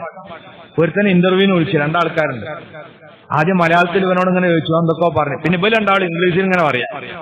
അപ്പൊ ഈ സാധുവിന് എന്നെന്തോ കളിയാക്കാന്നല്ല വിചാരിക്കും. ഓനത് ഇരിയില്ല, അത് പാടില്ല. അവരെ മനസ്സ് വേദനിക്കും. അല്ലാഹുവിന്റെ ഹബീബ് നമ്മളെ പഠിപ്പിച്ചതാണ്, നമ്മൾ ആളുകൾക്ക് ശല്യക്കാരാകരുത്, ആളുകൾക്ക് സാന്ത്വനവും സ്നേഹവും കൊടുക്കുന്നവരാവണം. അതാണ് മുഅ്മിനായ മനുഷ്യനെ. ഈന്തപ്പനയോടാണ് അല്ലാഹു ഉപമിച്ചിരിക്കുന്നത്. അത് അന്തരീക്ഷത്തിൽ പന്തലിട്ടുകൊണ്ട് തണൽ വിരിച്ച നിലക്കാണുള്ളത്. ഇതുപോലെ വേദനിക്കുന്നവന്റെ കണ്ണീരൊപ്പണം മുസ്ലിമായ മനുഷ്യൻ. ഈമാനുള്ളവൻ എപ്പോഴും മറ്റുള്ളവരോട് ദയ കാണിക്കും, സേവന സന്നദ്ധനായിരിക്കും. എന്തെങ്കിലും ഒരു ഉപകാരം ചെയ്യണമെന്നതാണ് അവന്റെ മനസ്സിലുണ്ടാകുക. ആ ഉപകാരം നിരന്തരമായിരിക്കും, നിത്യവും ഉള്ളതായിരിക്കും. അതാണ് അല്ലാഹു തുടർന്ന് പറയുന്നത്,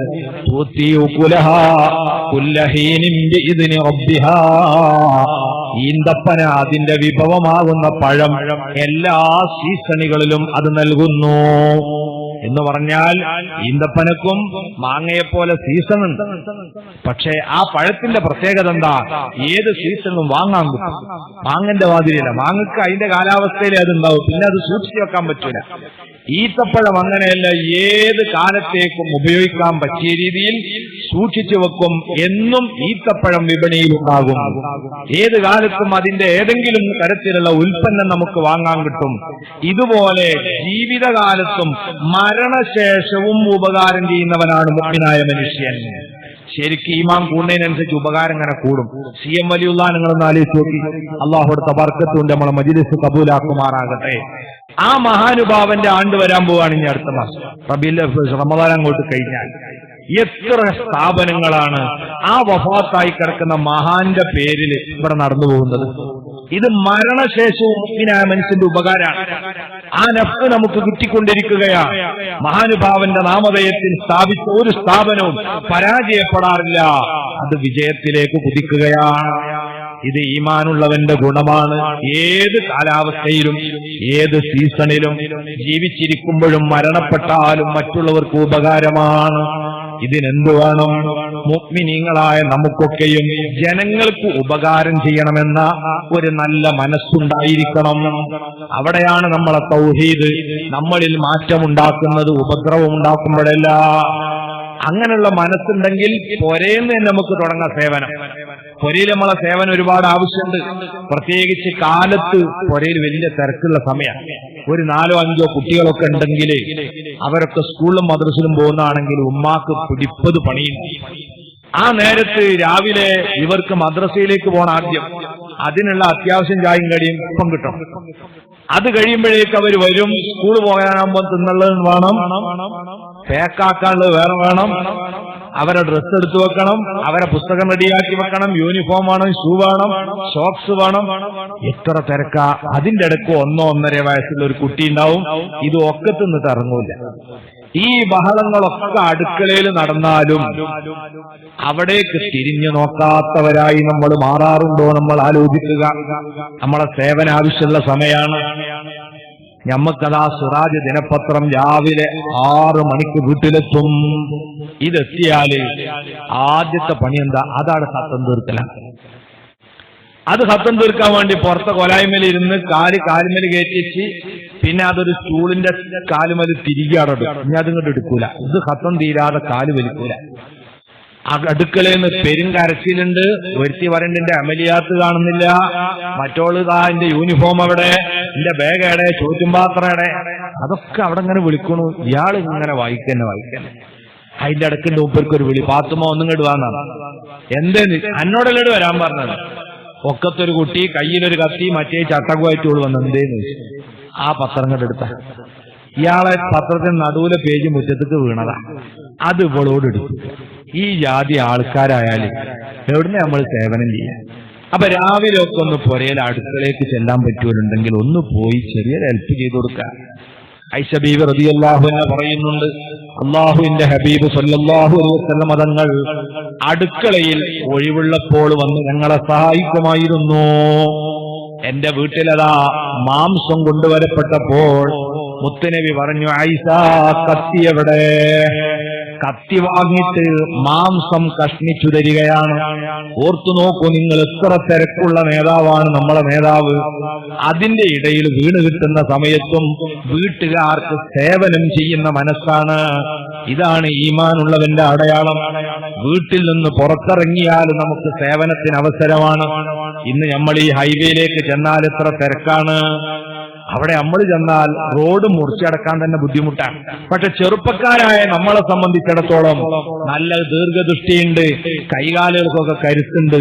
എന്നാല് ഏത് വണ്ടിന്റെ ഇടയിൽ കൂടി നമ്മളിങ്ങനെ നൂണ്ടപ്പുറത്ത്. ആ സമയത്തതാ സ്കൂളിൽ പോകുന്ന കുട്ടികൾ ബാഗുമായി നിൽക്കുന്ന ഒരു ഭാഗത്ത്, കൈക്കുഞ്ഞുങ്ങളെയുമായി ഉമ്മമാര്, പ്രായം ചെന്ന വാപ്പമാര്, ദൂരക്കാഴ്ച കുറഞ്ഞവരാണ്. ആ ബസ് എവിടെ എത്തി, ഞാൻ അവിടെ പോകുമ്പോഴേക്ക് മുട്ടുവോ, 2 അടി മുന്നോട്ട് 4 അടി വയ്യോട്ട് തന്നെ ഇങ്ങനെ നിൽക്കുക. ഇവർ അവരെ ഒന്നും നമ്മൾ കാണൂല. എങ്ങനെ പോയാൽ സേവനം എന്നൊരു മനസ്സില്ലെങ്കിൽ, നമ്മളെ നന്മ എപ്പോഴും കൊടുത്തുകൊണ്ടിരിക്കണമെന്ന് ആഗ്രഹമുള്ളവനാണെങ്കിൽ ഇതൊന്ന് നോക്കൂ, ആരൊക്കെ നമ്മളെ കൂടെ കടക്കാൻ. ഞാൻ ഏതായാലും പോവല്ലേ, എന്നാ വരി മക്കളെ, ആ കുട്ടികളൊക്കെ ഒന്ന് കൂട്ടി ആവശ്യമാണെങ്കിൽ ബസ്സിനൊന്ന് കൈ കാണിച്ച് ഇവരെയും കൂട്ടി ഒന്ന് റോഡിന്റെ അക്കരക്ക് നടന്നാൽ എന്തൊരു സംതൃപ്തി ഉണ്ടാവും നമുക്ക്. ഇതൊരു സേവനമാണ്. ഒരു ദിവസം നമുക്ക് കൂലി എത്രയാണ് കിട്ടുക? ഈ രീതിയിൽ നമ്മൾ സഹകരിക്കുകയാണെങ്കിൽ, നമ്മൾ ബസ് കയറാൻ വേണ്ടി ബസ് സ്റ്റാൻഡിലെത്തി, അവിടെ നമുക്ക് ചെറുപ്പക്കാരായതുകൊണ്ട് സീറ്റ് കിട്ടണം, നിൽക്കാൻ പറ്റൂലല്ലോ, ആരോഗ്യമുള്ള അത് കേടുന്നൂലേ. അപ്പൊ നമുക്ക് സീറ്റ് കിട്ടും. സീറ്റ് കിട്ടാൻ ആദ്യം തന്നെ നമ്മളിങ്ങനെ നോക്കും, വല്ല ഒഴിവുണ്ടോ. അവിടെ 2 ഡോറിന്റെ അടുത്തും തിരക്കാണെങ്കിൽ സീറ്റ് പിടിക്കല. അങ്ങനെ സീറ്റ് പിടിക്കുക, കയ്യിൽ എന്തെങ്കിലും ഉണ്ടെങ്കിൽ അത് ഇടുക. ഇനി ഒന്നുമില്ലേ, കുപ്പായെങ്കിലും കഴിച്ചിട്ട് അതിൽ കിട്ട് സീറ്റ് ബുക്ക് ചെയ്യും. ഇനി വണ്ടിയിൽ കയറാൻ പോകുമ്പോ അവിടെ ആ കുട്ടികൾ ഇങ്ങനെ ക്യൂ നിൽക്കുന്നു. പോലെ നന്നായി ഒന്ന് നോക്കിയിട്ട് ഒരൊറ്റ തുരത്തല, മാറിക്ക് മക്കളെ, മനുഷ്യന്മാര് കയറട്ടെ. അത് കേട്ടാ തോന്നുന്നു കുട്ടികളൊക്കെ മൃഗങ്ങളാണ്, കുട്ടികളൊക്കെ മാറ്റാൻ. പിന്നെ അവിടെ പ്രായം ചെന്ന ഒരു ഉമ്മാമുണ്ട്, ഒരു കുട്ടീനെ ആയിട്ട് മുട്ടും കൈ കൊണ്ട് ഒരു കുത്ത. അതിന് പുറത്തൊരു വല്യാപ്പുണ്ട്, വല്യാപ്പന്റെ മുട്ടുംകാലും ഇങ്ങോട്ട് വളയണില്ല. ഈ വലിയ സ്റ്റെപ്പ് കയറാന് ഒരുപാട് ശ്രമിച്ചു നോക്കി, ആരും ഒന്നും താങ്ങി കൊടുക്കണില്ല. അയാളെ മറ്റേ കൈ കൊണ്ടും തട്ടിയിട്ട് ചെറുപ്പക്കാരനായ നമ്മൾ കയറിയിട്ട് ബുക്ക് ചെയ്ത സീറ്റ് പോയിട്ടിരുത്താൻ. പിന്നെ ആ വല്യാപ്പ കയറി വരുന്ന എപ്പോഴാന്ന് പറഞ്ഞാൽ എല്ലാവരും കയറിയതിന് ശേഷം അതിങ്ങനെ കളിക്കേണ്ടപ്പോ ആരോ ഒന്ന് താങ്ങിക്കൊടുത്ത് കയറിയപ്പോ അവസാനത്തെ ഒരു പ്രതീക്ഷ അവിടെ ആ ബാക്കിലെ സീറ്റില് 5 ആളെ സീറ്റാണെങ്കിലും ചിലപ്പം ബാറ്റിൽ ഇടണമാതിരി 6ാമത്തെ ആളും കൂടി ഒക്കെ ഉണ്ടായിട്ടുണ്ട് അവിടെ. അത് നോക്കി നോക്കുമ്പോ അവിടെ ഇപ്പൊ 7 ആളാണ്. ഇനിയിപ്പോ എവിടെ ഇരിക്കാം? പിന്നെ അവസാന പ്രതീക്ഷ, ഏതെങ്കിലും അഭ്യുദയകാംക്ഷികൾ ഈ പ്രായം ചെന്നവന് ഒരു ഇടം തരുമോ എന്ന് കരുതുകയാണ്. അങ്ങനെ സീറ്റുകളിൽ ഇങ്ങനെ മാറി മാറി നോക്കുമ്പോഴാണ് ആ പ്രായമുള്ള മനുഷ്യന്റെ കണ്ണ് എന്റെ നേരെ വരുന്നത്. ഞാൻ പേടിച്ചു, സീറ്റ് ഒഴിവായി കൊടുക്കേണ്ടി വരുമോ? അപ്പോഴാണ് എനിക്കൊരു യുക്തി വരുന്നു. പെട്ടെന്നൊന്ന് കണ്ണടച്ച് ബിസ്മിക റബ്ബി വലഅതു ജംബി വബിക അർഫഉഹു ഇൻ അംസക്ത നഫ്സി ഫൗസിർഹാ. ഞാൻ ഉറങ്ങാൻ പോവുകയാണ്. ഈ ദിക്റും ചൊല്ലി ഒരൊറ്റ കണ്ണുകൂട്ടലാണ്. ഇനി ഏത് വല്യാപ്പ് കയറിയാലും ഞാനറിയില്ല, ഏത് വികലാംഗം വന്നാലും എനിക്ക് പ്രശ്നമല്ല. എന്റെ സ്റ്റോപ്പിലെത്തുമ്പോഴേ ഞാൻ ഇറങ്ങൂ. ഇതല്ല മുഅ്മിനായ മനുഷ്യൻ. തൂത്തി ഉകുലഹാ കുല്ലഹീൻ. നമ്മളെ സേവനം ഏത് സാഹചര്യത്തിലും ഏത് കാലാവസ്ഥയിലും കൊടുക്കാൻ കഴിയണം. നമ്മൾ മറ്റുള്ളവർക്ക് ഉപകാരമുള്ളവരാകണം, ഉപദ്രവം ചെയ്യുന്നവനല്ല. ഈ സീറ്റ് മാന്യമായ രീതിയിൽ ആ ഉപ്പാപ്പാക്കങ്ങ് മാറിക്കൊടുത്താൽ നാളെ പരലോകത്ത് ചെല്ലുന്ന നേരത്ത് അല്ലാഹുവിന് ചോദ്യമുണ്ട്. ലാ തസൂല ഖദമ ബിനി ആദമ യൗമൽ ഖിയാമത്തി ഹത്താ യുസ്അല അൻ ഖംസ്. 5 അനുഗ്രഹങ്ങളെ സംബന്ധിച്ച് ചോദിച്ച് മറുപടി കേട്ടതിന് ശേഷമല്ലാതെ വെച്ച കാല് മാറ്റി ചവിട്ടാൻ കഴിയില്ല മഹ്ശറിൽ. അതിലൊരു ചോദ്യം എന്താണ്? വഅൻ ശബാബിഹി ഫീമ അബ്ലാ. നിന്റെ യൗവനം നീ എന്തിനു വേണ്ടി ചെലവഴിച്ചു? അവിടെ റബ്ബേ, ഞാൻ എന്റെ നാട്ടിലൊരു ക്ലബിന് വേണ്ടി 1000 റൺസ് എടുത്തു എന്ന് പറഞ്ഞാൽ അള്ളാഹ് തൃപ്തിപ്പെടൂല. 100 ഗോൾ അടിച്ചു എന്ന് പറഞ്ഞാൽ അള്ളാഹ് സ്വീകരിക്കൂല. 1/2 മണിക്കൂർ നേരം എന്റെ ആരോഗ്യം ഉപയോഗിച്ച് ഞാൻ കമ്പിയിൽ തൂങ്ങിപ്പിടിച്ചു നിന്നിട്ടുണ്ട്. അത് പ്രായം ചെന്നൊരു പാപ്പാക്ക് വേണ്ടിയായിരുന്നു എന്ന് പറഞ്ഞാൽ ഒരു പക്ഷേ സ്വർഗത്തിലേക്ക് പോകാൻ ഈ സേവനമായിരിക്കും കാരണമെന്നറിയുക. ഇങ്ങനെ ആളുകൾക്ക് ഉപകാരമുള്ളവനാകണം മുഅ്മിൻ. ഞാൻ നീട്ടുന്നില്ല. മഹാനായ സയ്യിദുനാ അബൂബക്കറിന് സിദ്ദീഖ് തങ്ങളെ സംബന്ധിച്ച് ഉമറുൽ ഫാറൂഖ് തങ്ങൾ പറയുന്നു, മദീനയിൽ ഒരു ഉമ്മാമ 2 കണ്ണിന്റെയും കാഴ്ച നഷ്ടപ്പെട്ടു. പക്ഷാഘാതം ബാധിച്ച് ശരീരം തളർന്നു. ആരോരും നോക്കാനില്ല, അങ്ങേയറ്റത്തെ പ്രായവും. ഞാൻ ഇടക്ക് പോയി ആ ഉമ്മാക്ക് രാത്രി വൃത്തിയാക്കി കൊടുത്ത് ആഹാരം നൽകി പുതിയ വസ്ത്രം ധരിപ്പിച്ചു പോരാറുണ്ട്. എന്നാൽ ചില ദിവസം ചെന്നു നോക്കിയാൽ അത് ആരോ നിർവഹിച്ച് കടന്നു കളഞ്ഞിട്ടുണ്ട്. ഞാൻ അത്ഭുതപ്പെട്ടു, ആരായിരിക്കും അത് ചെയ്യുന്നത്? ഒരു ദിവസം ഞാൻ പതുങ്ങി നിന്നു. അപ്പോഴതാ വരുന്നു ഫൈദാ ഹുവ അബൂബക്കർ റളിയല്ലാഹു അൻഹു ഫഹുവ യൗമഇദിൻ ഖലീഫത്തു റസൂലില്ലാഹി സ്വല്ലല്ലാഹു അലൈഹി വസല്ലം. നബിതങ്ങളുടെ പ്രതിനിധിയായി ഖലീഫയായി മദീന വാഴുന്ന അബൂബക്കർ സിദ്ദീഖ് തങ്ങളാണ് തന്റെ നാട്ടിൽ ശരീരത്തിന്റെ ചലനം ചോർന്ന് ജീവച്ഛവമായി കിടക്കുന്ന ഉമ്മാമയെ വൃത്തിയാക്കാൻ പാലിയേറ്റീവ് കെയർ പ്രവർത്തനം നടത്താൻ വന്നു പോകുന്നത് എന്ന് ഉമർ ഖത്താബ് തങ്ങൾ പറഞ്ഞെങ്കിൽ, പ്രിയപ്പെട്ടവരെ, സ്വന്തം കുടുംബത്തിൽ പ്രായമുള്ളവരുണ്ടായാൽ, സ്വന്തം വീട്ടിൽ ഉമ്മമാർക്ക് സുഖമില്ലാതെയായാൽ, 5 മിനിറ്റ് അവരെ ചാരത്ത് ചെന്നിരുന്നാൽ ആ ഉമ്മാന്റെ മനസ്സിലുള്ള സങ്കടങ്ങളൊക്കെ ഒന്ന് പറഞ്ഞ് അതൊക്കെ ഒന്ന് പെയ്തൊഴിഞ്ഞു പോയാൽ ആ ഉമ്മാക്കൊരു സമാധാനം ഉണ്ടാകും. പക്ഷേ ഒരു 10 മിനിറ്റ് നേരം ഉമ്മാന്റെ അടുത്ത് ഇരുന്നു കൊടുക്കാൻ പോലും മനസ്സില്ലാത്ത, ഒഴിവ് കണ്ടെത്താത്ത ഞാനും നിങ്ങളും പഠിക്കണം. നമ്മൾ ഉപകാരികളാണോ ഉപദ്രവകാരികളാണോ? ഈമാന് നമ്മളിൽ ഉണ്ടെങ്കിൽ നമ്മൾ ഉപകാരം ചെയ്യണം. ആ ഉപകാരത്തിൽ നമ്മൾ അടുത്ത ബന്ധുക്കളോട് ഏറ്റവും വലിയ കടപ്പാടുണ്ട്. മഹാനായ അസ്ലം റളിയല്ലാഹു എന്ന് പറയുന്നു, ഉമർ ഖത്താബ് തങ്ങളെ കൂടെ രാത്രി സമയത്ത് പ്രജകളുടെ പ്രശ്നങ്ങളെ പഠിക്കാനിറങ്ങിയ ഒരു യാത്ര. ഒരു കുഗ്രാമത്തിലെ ഒരു കൂരയിൽ നിന്ന് നിലവിളി കേട്ട് ഞങ്ങൾ അങ്ങോട്ട് ചെന്നു. ഒരു ചെറുപ്പക്കാരൻ ഇറങ്ങി വന്നു. പ്രശ്നം എന്താണെന്ന് ചോദിച്ചപ്പോൾ അദ്ദേഹം വിശദീകരിച്ചു, ഞാനും എന്റെ ഭാര്യയും മാത്രമാണ് ഈ വീട്ടിലുള്ളത്. ഭാര്യ പ്രസവ വേദന കൊണ്ട് പുളയുകയാണ്. അവളെ സഹായിക്കാൻ ഏതെങ്കിലും ഒരു സ്ത്രീയെ കിട്ടാൻ ഇവിടെ പരിസരത്തൊന്നും അതിനു പറ്റിയ പെണ്ണുങ്ങളില്ല. എന്റെ ഭാര്യയ്ക്ക് വലിയ പേടിയാണ്, എനിക്കും ബേജാറാകുന്നുണ്ട്. മഹാനായ ഉമർ ഖത്താബ് റളിയല്ലാഹു അൻഹുവിന്റെ കണ്ണിൽ നിന്ന് വെള്ളമൊലിക്കുന്നു. നമ്മളൊക്കെ മനസ്സിൽ ഉമറുല്ലാന്ന് പറയാൻ എപ്പോഴും വാൾ കൊടുത്തിട്ട് ഇങ്ങനെ ആരടാ ഞാനടാ എന്ന് പറഞ്ഞിരിക്കുന്ന ഒരാളാണ് നമ്മളെ മനസ്സിലുള്ളത്. ആ ഹൃദയത്തിന്റെ ആർദ്രത നിങ്ങളൊന്ന് ആലോചിച്ചു നോക്കൂ. ഏതോ ഒരു ചങ്ങാതിയുടെ പെണ്ണ് പ്രസവിക്കാൻ വേണ്ടി ആ വേദന എടുത്ത് കരയുന്നു എന്ന് കേട്ടപ്പോ കണ്ണിൽ വെള്ളം നിറയും. നമുക്കൊക്കെ നമ്മളെ പെണ്ണുങ്ങൾക്ക് പ്രസവവേദന കയറാൻ വലിയ വിചാരമുണ്ടാകും, ഒരു പേടി. ഇത് നോക്കുങ്ങള് എത്രയാണ് അവിടുത്തെ ദയ. അവിടുന്ന് നേരെ ഓടുന്നത് സ്വന്തം വീട്ടിലേക്കാണ്. അന്നത്തെ പ്രഥമ വനിത എന്ന് പറയാവുന്ന രാജാവിന്റെ ഭാര്യയാണ് ഉമ്മു കുൽസൂം റളിയല്ലാഹു അൻഹാ. ഖലീഫ ഉമർ ഖത്താബ് റളിയല്ലാഹുവിന്റെ പ്രിയതമയെയും കൂട്ടിയതാ ഈ വേദനകൾ കൊണ്ട് പുളയുന്ന വീട്ടിലേക്ക് വരുന്നു. വീട്ടുകാർക്കറിയില്ല ആരാണ് ഈ സേവകി, ആരാണ് അവരെ കൂടെ വന്ന ഭർത്താവ്. ആ ഭർത്താവും ആ വീട്ടുകാരനും പുറത്തുനിന്ന് സംസാരിക്കുന്നു. അകത്തുപോയി ഉമ്മു കുൽസൂം റളിയല്ലാഹു അൻഹാ ഈ പെണ്ണിന്റെ പ്രസവ ശുശ്രൂഷ നടത്തുന്നു. അല്പം കഴിഞ്ഞപ്പോഴതാ സഹോദരി പ്രസവിച്ചു. സന്തോഷം കൊണ്ട് ഉമ്മു കുൽസൂം അറിയാതെ വിളിച്ചു പറഞ്ഞുപോയി, യാ അമീറൽ മുഅ്മിനീൻ ബശ്ശിർ സാഹിബക ബിഉലാം. ഓ അമീറുൽ മുഅ്മിനീൻ, നിങ്ങളെ കൂട്ടുകാരനോട് സന്തോഷം പറയുക, അദ്ദേഹത്തിന്റെ ഭാര്യ നല്ലൊരാൺകുഞ്ഞിന് ജന്മം നൽകിയിരിക്കുന്നു. അപ്പോഴാണ് വീട്ടുകാർക്ക് ബോധ്യമായത് ഇത് ഖലീഫയാണ്, അവിടുത്തെ ഭാര്യയാണ്. കാൽക്കൽ വീണ ചെറുപ്പക്കാരൻ കരഞ്ഞു, തങ്ങളെ, നിങ്ങളും ഭാര്യയുമാണ് ഈ സേവനം ചെയ്തതെന്നറിഞ്ഞാൽ ഒരിക്കലും ഞങ്ങൾ അനുവദിക്കുമായിരുന്നില്ല.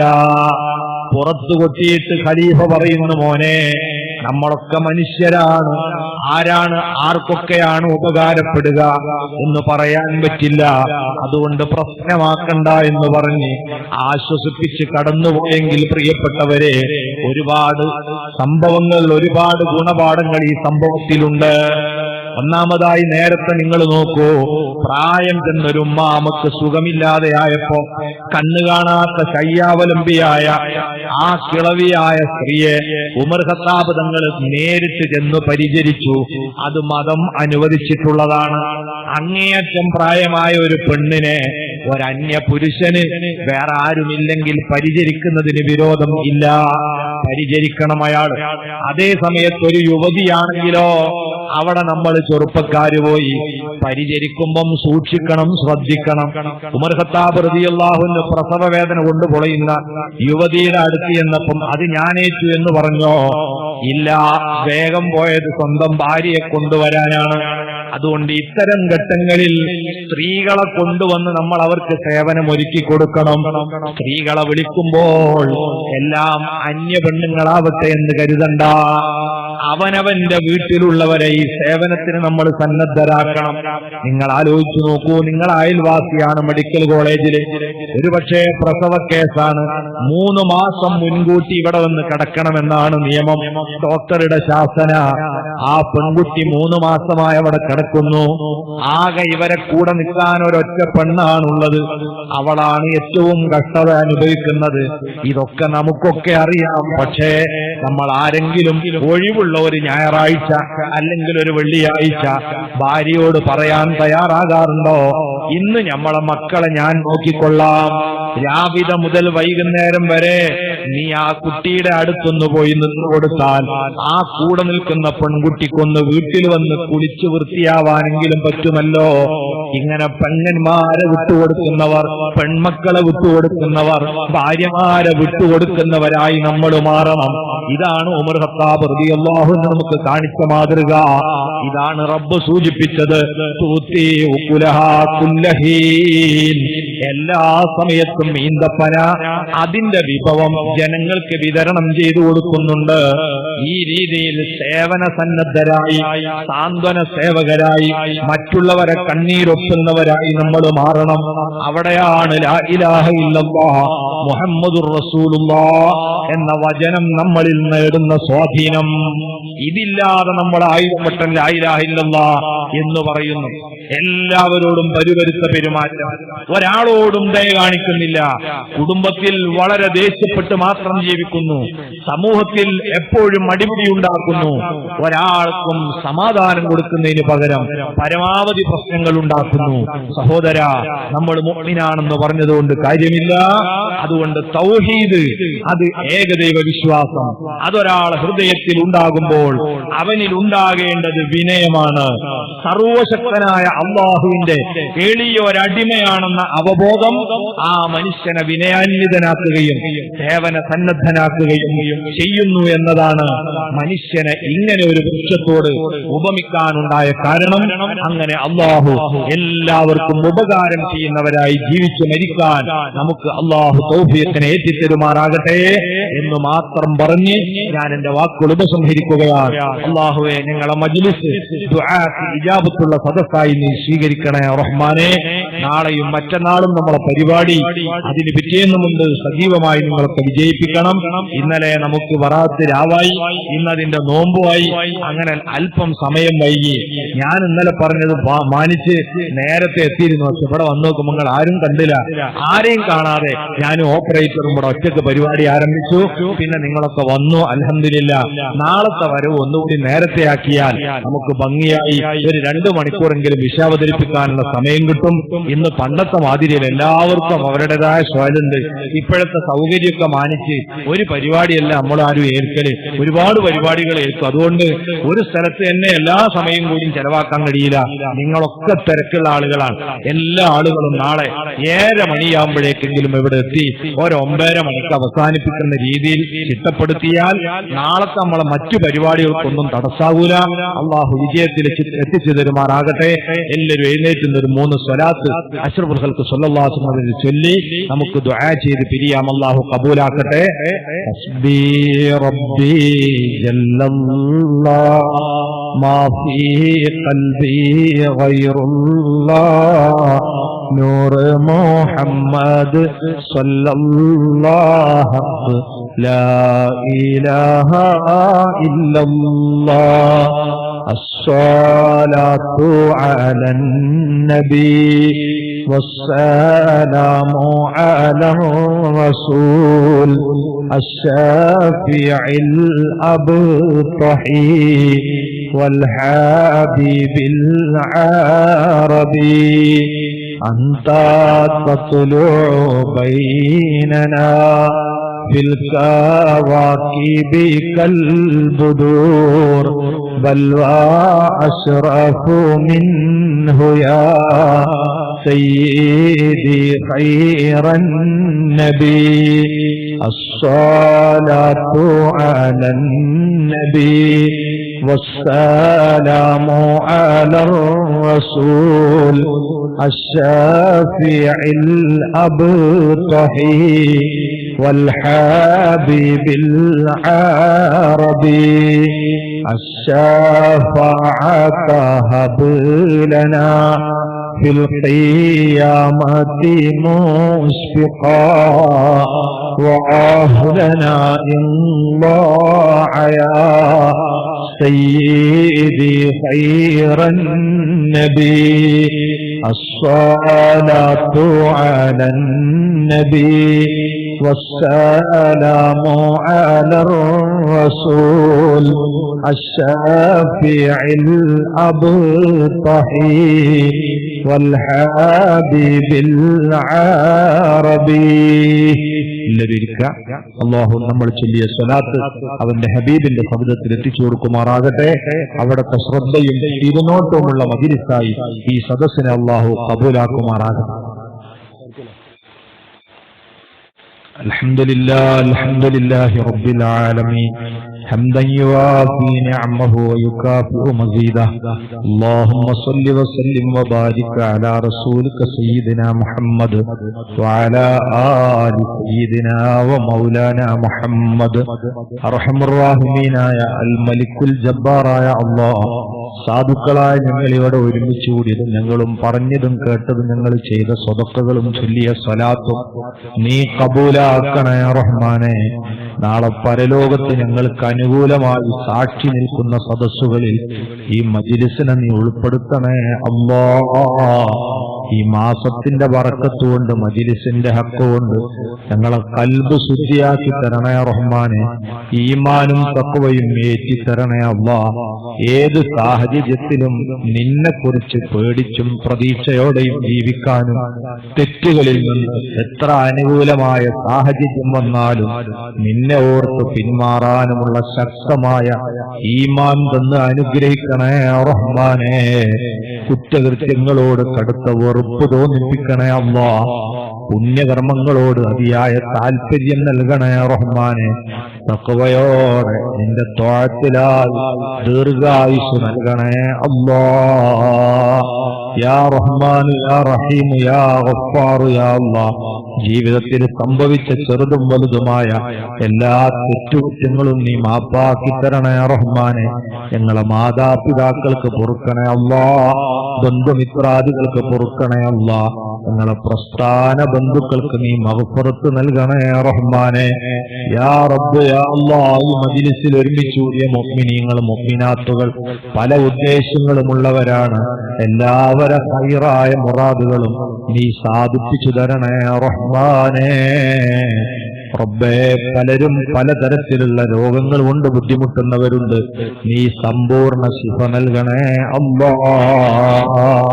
മാരകമായ ക്യാൻസർ ബാധിച്ചവർ, ഹാർട്ട് രോഗികൾ, കിഡ്നി രോഗികൾ, വയറ്റിൽ പുണ്ണുള്ളവർ, ഗ്യാസ് കൊണ്ട് ബുദ്ധിമുട്ടുന്നവർ, ഗർഭാശയ സംബന്ധമായ രോഗികൾ, വിവിധ കെണിപ്പുകളിൽ വേദന കൊണ്ട് പുളയുന്നവർ, നീ ശിഫ നൽകണേ അല്ലാഹ്. താങ്ങാൻ കഴിയാത്ത വേദനയുള്ള പ്രയാസമുള്ള രോഗം തന്ന് ഞങ്ങളെ നീ പരീക്ഷിക്കല്ല അല്ലാഹ്. അർഹമുർ റഹീമായ റബ്ബേ, ഞങ്ങളെ കടങ്ങളെ നീ ഏറ്റെടുത്ത് വീട്ടി തരണേ റഹ്മാനെ. വീടില്ലാത്തവർക്ക് യോജിച്ച വീട് തരണേ അല്ലാഹ്. പണി തുടങ്ങിയവർക്ക് എളുപ്പം പൂർത്തിയാക്കണേ റഹ്മാനെ. വിവാഹപ്രായമെത്തിയ ആൺമക്കളുണ്ട്, പെൺകുട്ടികളുണ്ട്, യോജിച്ച ഇണകളെ തരണേ അല്ലാഹ്. നിശ്ചയിക്കപ്പെട്ട കല്യാണങ്ങളെ നീ ഭംഗിയാക്കണേ റഹ്മാനെ. റബ്ബേ, ഞങ്ങളെ കച്ചവടങ്ങൾ, കൃഷികളും മറ്റ് സ്ഥാപനങ്ങൾ, സംരംഭങ്ങൾ, തൊഴിലുകൾ എല്ലാം ഖൈറും ബറക്കത്തുള്ളതാക്കണേ റഹ്മാനെ. ഞങ്ങളാക്കിയ മാതാപിതാക്കൾ, ഉസ്താദുമാർ പലരും മരണപ്പെട്ടു പോയി. പ്രത്യേകിച്ച് ഈ മാസത്തിലൊക്കെ വഫാത്തായ ഒരുപാട് മഹാന്മാരുണ്ട്. പ്രത്യേകിച്ച് ഞങ്ങൾ അണ്ടോണ ഉസ്താദടക്കം അവരെയൊക്കെ ദറജകളെ നീ ഏറ്റിക്കൊടുക്കണേ അല്ലാഹ്. ജന്നാത്തുൻ നഈമിൽ വെച്ച് കാണാനുള്ള ഭാഗ്യം നൽകണേ റഹ്മാനെ. റബ്ബേ, സാധുക്കളായ ഞങ്ങൾക്ക് വേണ്ടി കഷ്ടപ്പെട്ട ഉമ്മമാര്, വാപ്പമാര്, ഉസ്താദുമാര് പലരും ഇന്ന് ഖബറിലാണ് അല്ലാഹ്. അവരെ ദറജ ഏറ്റിക്കൊടുക്കണേ റഹ്മാനെ. എന്തു പ്രയാസമുണ്ടെങ്കിലും നീ അകറ്റിക്കൊടുക്കണേ അല്ലാഹ്. അർഹമുർ റഹീമായ റബ്ബേ, ഹജ്ജും ഉംറയും സിയാറത്തും ഞങ്ങളെ ജീവിതാഭിലാഷമാണ്. ഒരുപാട് തവണ നീ തൗഫീഖ് നൽകണേ റഹ്മാനെ. ഈ മഹല്ലത്തിൽ സുന്നത്ത് ജമാഅത്തിന്റെ കരുത്ത് നീ നിലനിർത്തണേ അല്ലാഹ്. സുന്നത്ത് ജമാഅത്തിൽ വിശ്വസിക്കുന്ന സർവ്വ ആലിമീങ്ങളെയും മുഅ്മിനീങ്ങളെയും നീ ഐക്യപ്പെടുത്തണേ റഹ്മാനെ. വിദേഹത്തിൽ അകപ്പെട്ടു പോയ ഞങ്ങൾക്ക് വേണ്ടപ്പെട്ടവരുണ്ട് അല്ലാഹ്. എല്ലാവരെയും ഈ സുന്നത്ത് ജമാഅത്തിലേക്ക് തിരിച്ചെത്തിക്കണേ റബ്ബേ. പലരും യുക്തിവാദങ്ങളിൽ ആകൃഷ്ടരായി മറ്റു പല ഭൗതികമായ പ്രേരണകളിൽ വശംവദരായി വഴിപിഴച്ചു പോയവരാണ്. ഒരാളോട് ഞങ്ങൾക്ക് വ്യക്തിപരമായ ഉദ്ദേശമില്ല. നീ അവരെയൊക്കെ സന്മാർഗത്തിലാക്കണേ റഹ്മാനെ. സുന്നത്ത് ജമാഅത്ത് ജനകോടികൾ ജീവിച്ച് കടന്നുപോയ ഋജുവായ മാർഗമാണ്. ആ വഴിയിൽ ഞങ്ങളെയും ഞങ്ങളെ സന്താന പരമ്പരകളെയും ഖിയാമത്ത് നാൾ വരെ നീ ഉറപ്പിച്ചു നിർത്തണേ അല്ലാഹ്. അവസാനം ആഖിബത്ത് നന്നായി ലാ ഇലാഹ ഇല്ലല്ലാഹ് എന്ന് ഉച്ചരിച്ച് മരിക്കാനുള്ള ഭാഗ്യം നൽകണേ അല്ലാഹ്. ഖബറിൽ നീ തുണയാകണേ റഹ്മാനെ. മഹ്ശറിൽ തണലേകണേ അല്ലാഹ്. നിന്റെ ഹബീബിന്റെ വിരുന്നും അവിടുത്തെ ശഫാഅത്തും നൽകി അനുഗ്രഹിക്കണേ റഹ്മാനെ. അവിടുന്ന് ഉദ്ഘാടനം ചെയ്യുന്ന സ്വർഗത്തിലേക്ക് കുടുംബസമേതം ഞങ്ങളെ എല്ലാവരെയും നീ പ്രവേശിപ്പിക്കണേ അല്ലാഹ്. നരകത്തിന്റെ വിറകുകളാക്കി നീ ഞങ്ങളെ നശിപ്പിക്കല്ല അല്ലാഹ്. റബ്ബേ, ഈ പരിപാടിയുടെ സംഘാടകർക്ക് നീ റഹ്മത്തും ബറക്കത്തും ഏറ്റിക്കൊടുക്കണേ റഹ്മാനെ. അവരുടെ എല്ലാ ഹൈറായ ഉദ്ദേശങ്ങളും സാധിപ്പിച്ചു കൊടുക്കണേ അല്ലാഹ്. നാളെ പരലോകത്ത് കൺകുളിർക്ക് സന്തോഷം നൽകുന്ന ഹൈറായ ഒരു അമലായി നീ ഇതിനെ സ്വീകരിക്കണേ റഹ്മാനെ. ഇതിനോട് സാമ്പത്തികമായും ശാരീരികമായും സഹകരിച്ച എല്ലാവർക്കും ഇത് കൺകുളിർക്ക് സന്തോഷിക്കാൻ പറ്റിയ ഒരു സൽക്കർമ്മമായി നീ കബൂലാക്കണേ അല്ലാഹ്.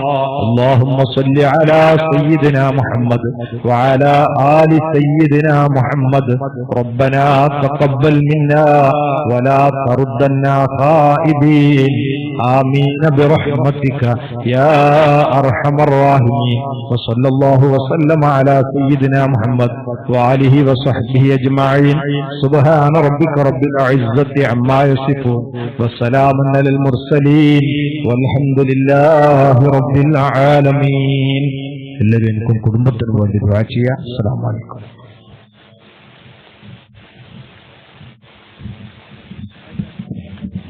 അസ്സലാമു അലൈക്കും വറഹ്മത്തുള്ളാഹി. നാളെ രാവിലെ 8:30 ഏവർക്കും ഉപകാരപ്പെടുന്ന മയ്യത്ത്